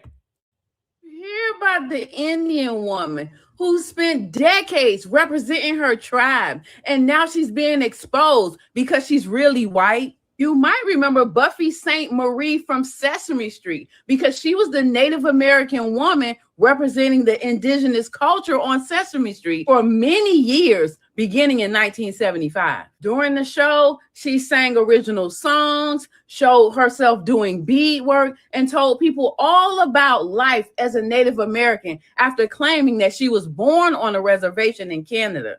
But it turns out she's not Native American at all. She's actually a white woman from Boston, Massachusetts, and it was all an act, and people are angry about it. Buffy built her entire career and became a staunch activist for the Cree Native Americans, but her own family tried to tell everyone that it was all a lie, but nobody listened. After she was finally outed, she tried to explain that she adopted the persona based on her adoptive mother's culture, but people weren't trying to hear that. They found out that she was adopted not as a child, but at the age of 24. So she can't pull that card. Organizations like the Indigenous Women's Collective say they are hurt and angry by what she's done because she took away awards, fame, and opportunities from women who are really indigenous, and they could have used that platform. They say while she was pretending to be Native American, she took away actual awards, funding, and opportunities from real Native American women who could have benefited from it. And they're not the only one who's upset. The University of Toronto, which granted her an honorary doctorate degree, just announced that they're taking it back. This white woman has dedicated her entire life to representing the Cree Native Americans. Does it really matter that she's not really a Native American? What do you think of this story? Leave a comment to let me know. I got a comment for you. This wouldn't be happening if foundational Black Americans didn't delineate, regulate, separate, and G-check. That right there is the $5. We done checked the $5 and the $2. And now they ain't got no dollars. And if you ain't got no dollars, you can't holler. Foundational Black Americans win, we win, we win. Family, you never saw none of this before until we showed up. This is what we talking about, y'all. This is what I mean. Notice this, y'all. Everything that you see now is the first time, because this is the first time we've been on code like this. If you ever want to know about the history that we're making as a certified foundational Black American grassroots, certified Black society, certified 100, just look at everything that's been happening since we got on code, since we showed up. You seen political parties, both of them crashing out. Tethers crashing out. $2 Tontos crashing out. $5 Indians crashing out. Everybody's crashing out after foundational Black American regulators stepped in the building, stepped into place. So that means that the foundational Black American regulators are responsible for everybody's downfall, because we up. And when I tell y'all we up, you know exactly what I mean when I say we up. Family, this ain't nothing new under the sun. We hold it down and we get it done. Look at your screen, family. This ain't nothing new. This is what we've been talking about for the longest time, and I show this every year right here on the Black Alpha Network, family. These are real indigenous foundational Black American dolls. F the ones that they sell in the stores. F the ones that W's got. F the ones that Tonto got. These are the real ones. This is what it looks like. This is our history. We've been here, fam. Let me tell y'all. Y'all know Black Alpha saying, hold on, wait, freeze 1 second. Let Black Alpha tell you, because y'all know I made it popular, fam. And I'm going to say it again. Foundational Black Americans, we ain't new here, we grew here. We ain't fly here, we reside here. We ain't come here, we from here. We ain't visit, we live it. And there be no USA without FBA, family. They know what it is, family. That's that we grew here energy. Yeah, that's that we ain't fly here, we reside here energy. Yeah, that's that we ain't visit, we live it energy. Damn right. There you go, fam. That don't look like the ones they told us it was. That don't look like the ones they said. That looks like the ones that foundational Black Americans been knew about, because it's us. Family, you want to know why you always knew that these were foundational Black Americans? Because these are you. That's why. You knew about it because it's the person you've been looking into in the mirror the whole damn time. F they stories, F they schools, F they books, and F them too, family. These are certified foundational Black Americans up in here, baby. Black don't crack. You know what it is. Beige don't age. Brown make them bow down. They know it. They see it for life, family. This is certified, and we're going to keep pushing that energy. We're going to keep pushing that time. Fam, whoa, look at that. Look at that, family. Look at that. That ain't a POC, baby. Fam, these dolls don't tell no lies, fam. These dolls don't tell no lies. Fam, they didn't make dolls for us. We made these for us. So you know these are us. Family, they weren't out there distributing Black dolls. Hell, they don't do it now. If they don't make them now for us, what makes you think they were making it for us then? They never did. We made this for us because we knew we're here. That's our culture. That's foundational. That's aboriginal. That's the OGs of this earth. You know it, fam. Ain't no damn Africa. F Godfrey. F the 154. This FBA, and we done stepped in the door. This our house. Even further, you see more evidence. This is more than you'll ever see, family. That damn dog look like half of our grandmothers. Stop playing with me. Stop playing with me, fam. So beautiful. So eloquent. Look at that right there. So much style. So much grace. You see it, family? Be proud of who you are. Because who you are has always been the best. That's why they spend so much time trying to keep us away. And let me tell y'all something, family. Black Alpha don't lie. Black Alpha keep it certified 100. When I tell y'all that those indigenous Native, foundational, aboriginal Indians are really us, family, I ain't got to go no further. I'll pull up my great-grandmother. Love you, Dorothy. That is great-grandma Alpha. Y'all say hi. Rest in peace. Certified salute up above, Granny. That right there is my mama's grandma. That right there is indigenous all damn day, ain't it? That is right here bred in foundational Black America. The soil straight in the mud from Mother Earth. The family tree, every branch, every left, right, inside, upside down is in our veins, family. That's us right there. And I bet my grandma look very similar to a lot of y'all grandmas, huh? Y'all see why we come in so many different beautiful colors, family? Because our admixtures are from America. You ain't got no admixtures from Africans. Yo, admixtures ain't because the colonizer was out there trying to press on our women. Our women was whooping that ass, fam. Don't let them hit you with the, we got all this lightness because the slave master was touching on our women. He did that and he got his whoop too. But it wasn't enough to change the whole complexion of us. Our admixtures come from the millions of foundational Black Americans and the thousands of foundational Black American tribes. That's why we shut down the fake DNA. That's why we shut down their schools. That's why we shut down their lies. Everything from now forward is what we say. If we said it happened, it happened. If we said it's true, it's true. If we said the proof is right here, the proof is right there, family. That is us. That is ours. We represent it. Don't let nobody make you sound like no damn scorned American. Don't let nobody come around here and make you sound like you some outsider wishing to be a part of this country. Don't let nobody tell you this country belongs to Tobacco Ted or Brussels sprouts Bob. Hell no. When they got here, we been here. When they showed up, we were already functioning. We built this country 4, 5 damn times, all on the line. So that right there is my grandma. My grandmother is a certified foundational Black American Indian, just like your grandmothers and grandfathers are certified foundational Black American Indians, because that certified foundational Black American Indian blood runs through our veins as we speak, as the world spins, and as we're all right here, beautiful foundational Black Americans, baby. That's how we do. Right here, y'all pull on over to certifiedhunted.com, fam. That's a shirt, and I got to tell y'all, it's flying off the racks. It says, Grandma wasn't lying. Black, indigenous American. So let everybody know where you from, fam. Go and get you one, fam, because you number one, fam. That's what I'm talking about. I told myself I'm going to put it on the shirt so everybody know. Grandma wasn't lying. And guess what, y'all? I'll be damned if it ain't true. Grandma wasn't lying. And apparently, based on how everybody's crashing out and how we run in the yard, Grandma won too.